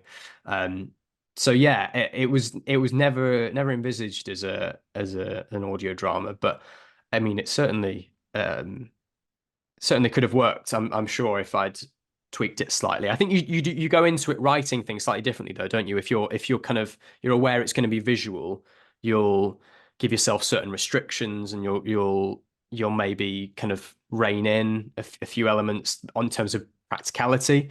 And with an audio, you might push things a bit further.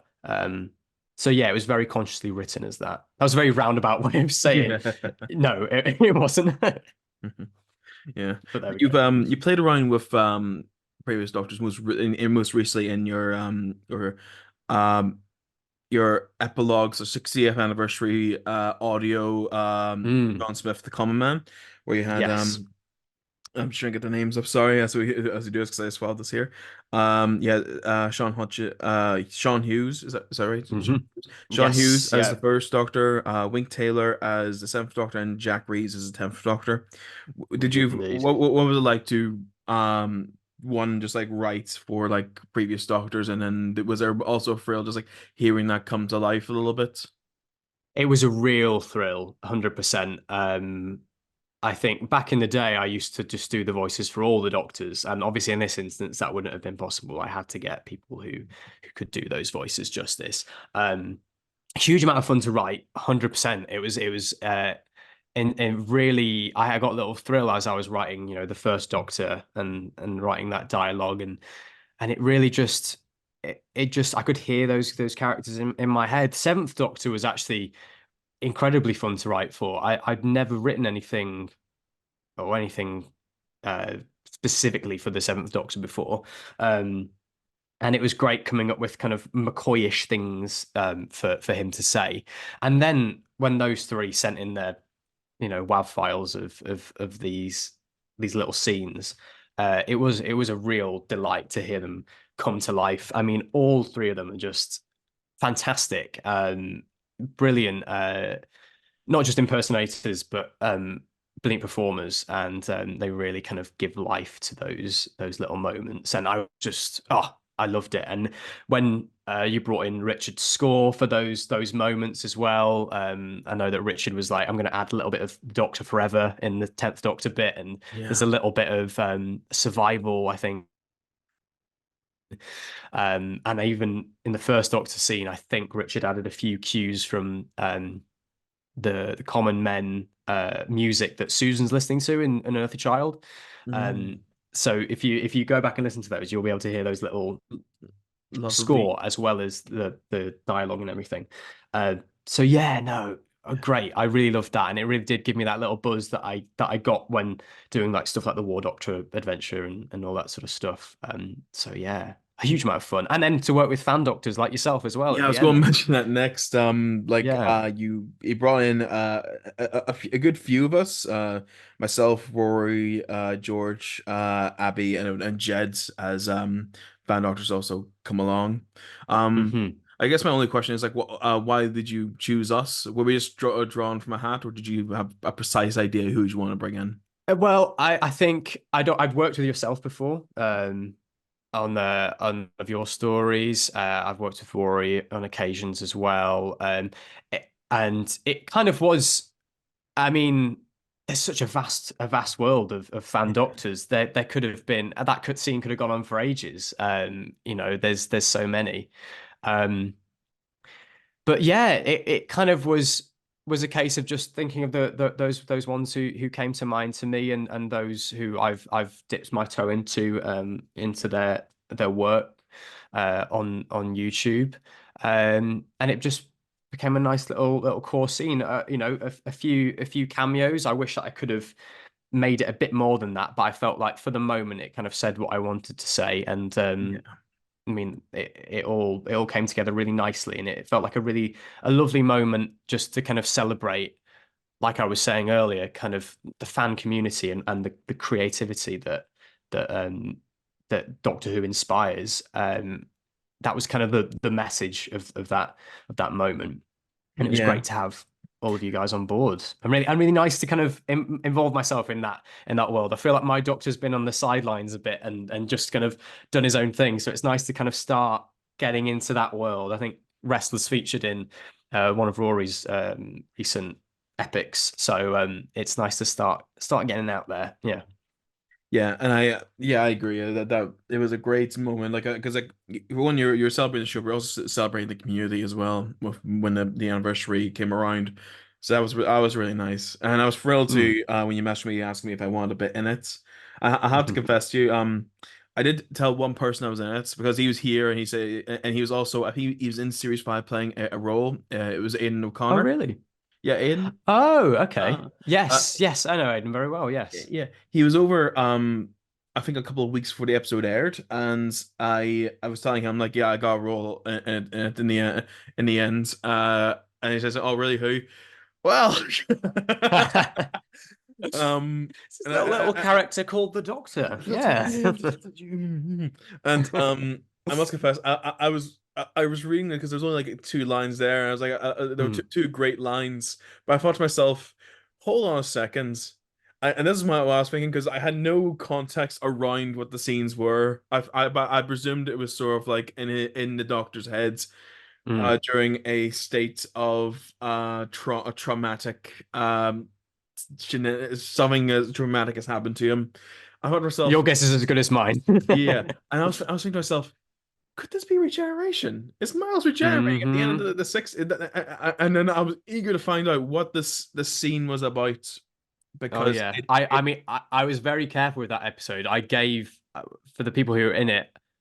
I think I didn't even reveal that was going to happen until the weeks of the series coming out. And I wanted to drop it as a surprise, and I very deliberately only gave the scenes that people were in to them, obviously, I think the only people who got the full scripts were Izzy, both Izzy's, and I think that was it actually. So it was nice to preserve that surprise, even for people like yourself who were actually in it, and kind of, you know, that was the intention. It was to make you think, wow, is this going to be it? Are we reaching the end here? So yeah, really fun to kind of tease people on that. Yeah, and I was just waiting because I presumed because I saw that the title for the episode and I didn't see that in the trailer or anything else. So I presumed it was gonna be like a surprise additional episode at the end of the series. So I was just there waiting. It's like, what is this man planning? What is this man planning? Big plans, big plans. I will say my plans were slightly scuppered because I was going to do episodes after the anniversary, one being on the anniversary and then kind of following after. And then obviously announced the 60th specials are going to be doing the exact thing that I wanted to do. I was anticipating them being before, leading up to the anniversary. So Russell scuppered my plans a little bit there, but it was great to still do that regardless, and surprise people with a little bonus at the end. Or is it the end? Who knows? Ooh. Well, that's what I was going to cap this segment of the podcast with. Is there anything you can tease us about the future of your audio series? Because the ending left in a very ambiguous way. I'm not sure if I want to say because it is such a big cliffhanger, and it's just it's got me. It's got me like, what is next? What is next? Yeah, it's again, it's a good question. I'm asking myself that as well. I'll be honest, Daniel. So yeah, we're on a little break for a minute. I think just to let the dust settle. It was a big bunch of episodes. A lot to go through as well. Actually, you know, putting those together and kind of making them work. It kind of feels like I've just got to take a moment, just like the Doctor, just to kind of to take a step back and go, right, so where are we at the minute? There are tentative plans. I know vague. I have a vague idea of what I kind of want to do, following on from the big cliffhanger. Again, like you said, I won't say what it is. You can go and listen to the episode if you want to find out what the bombshell is at the end of that story. But yeah, safe to say, I'm going to be doing something with that big change for the Doctor. I want to really, like I say, I just love putting the Doctor in these awful situations and seeing how they react. So yeah, that bombshell will very much be the crux of Series 6 when that comes about and when that's devised. Series 6 confirmed on the podcast. We got it. We got Series 6. Series 6. It 100% will happen. 100% will happen. The question of when is definitely up in the air, but it will happen. I have an idea of the crux that I want that series to have, and the driving force behind it. I'm very excited to try and tell those stories in another different way. You know, Doctor Who can be anything, and this will hopefully add an interesting angle to it. A bit more. Even more sort of fragility to the Doctor. I won't say any more because that will probably start spoiling what happened at the end of the series. But yeah, I'm excited to delve into that when I do. But it might be for a bit of time. Let the dust settle on Gallifrey for the time being. Yes. Well, I definitely think you deserve some time off, considering like this the grand scale that Series 5 was. Miles, it was absolutely fantastic. A lot of fun. And fun is one word for it. I think traumatic is another. Fun and traumatic. Two words that shouldn't come together, but yet they do very often. Another one for the poster. Yeah. Tales of fun, of interest, both fun and traumatic. Yes, fun and trauma. I think that describes a lot of Doctor Who, to be honest. Yeah. Oh yeah, I was going to say Doctor Who can be the most fun show, but it can also make some of the most traumatic show possible. That's why we love it. Anyone else? We are just about to run out of time. The countdown has begun for the end of this meeting. Countdown to Doomsday. Countdown to Doomsday. Yes. But again, thank you so much for joining us on the podcast. And I heavily appreciate you taking time out of your incredibly busy schedule to join us today. And It's been an absolute delight. I always love chatting about Doctor Who. I'm always up for having a chat about it all. So thank you very much for inviting me on. It's been a lovely joy. Right, thank you very much again. Now back to myself and Connor on the podcast. Bye-bye. Bye. What a very interesting discussion you had there, sir. Indeed, sir, indeed. Thanks again, Miles, for joining us on the podcast. Indeed, indeed. And it was actually something I was throwing the idea in the air for me, thinking, should we leave it till the rebrand, or should we use it as a way to close out this era of the podcast? And I had a listen to the segment when you sent it to me. And when you said at the beginning, you've always been trying to get him on, was the moment I was like, that's a good way to end it. Yeah. Like, have it be that, you've been trying for a couple of years or so to get him onto the podcast, and now that you have, it happens to be on the final one.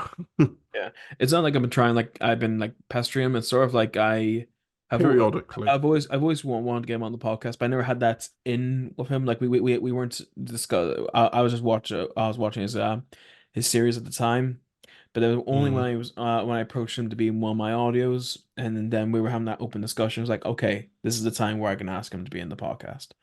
Yes, because he's appeared in the Halloween special, the 2022 Halloween special, I want to say. Yes, the Night of the Wolf. Yes, indeed, he was in that. I think he played like two people, didn't he? He played like two brothers. Yeah, he played twins in that episode. Yeah. Oh, huzzah! Huzzah. Yeah, no, that was really good. That was really, really good. And yeah, so before we say farewell, we should probably talk about the coming soon. Yes, what's coming up? Well, the very next thing coming up is Torchwood Clandestine Part 1. Ooh, very nice, sir. Shall we listen to the trailer then? Indeed. Overton Audios presents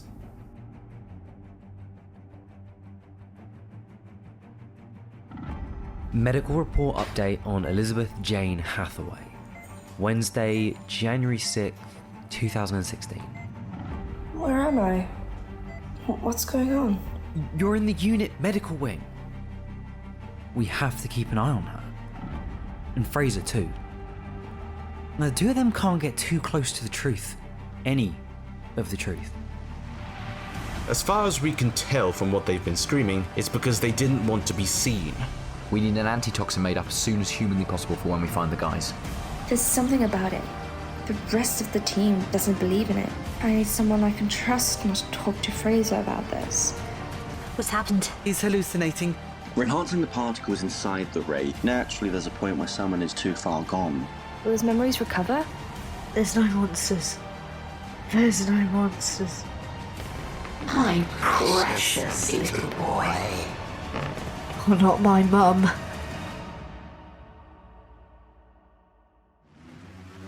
Torchwood Clandestine Part 1.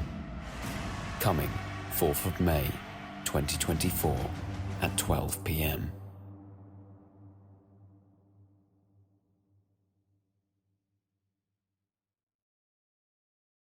And that was the trailer. Very interesting. Very, very.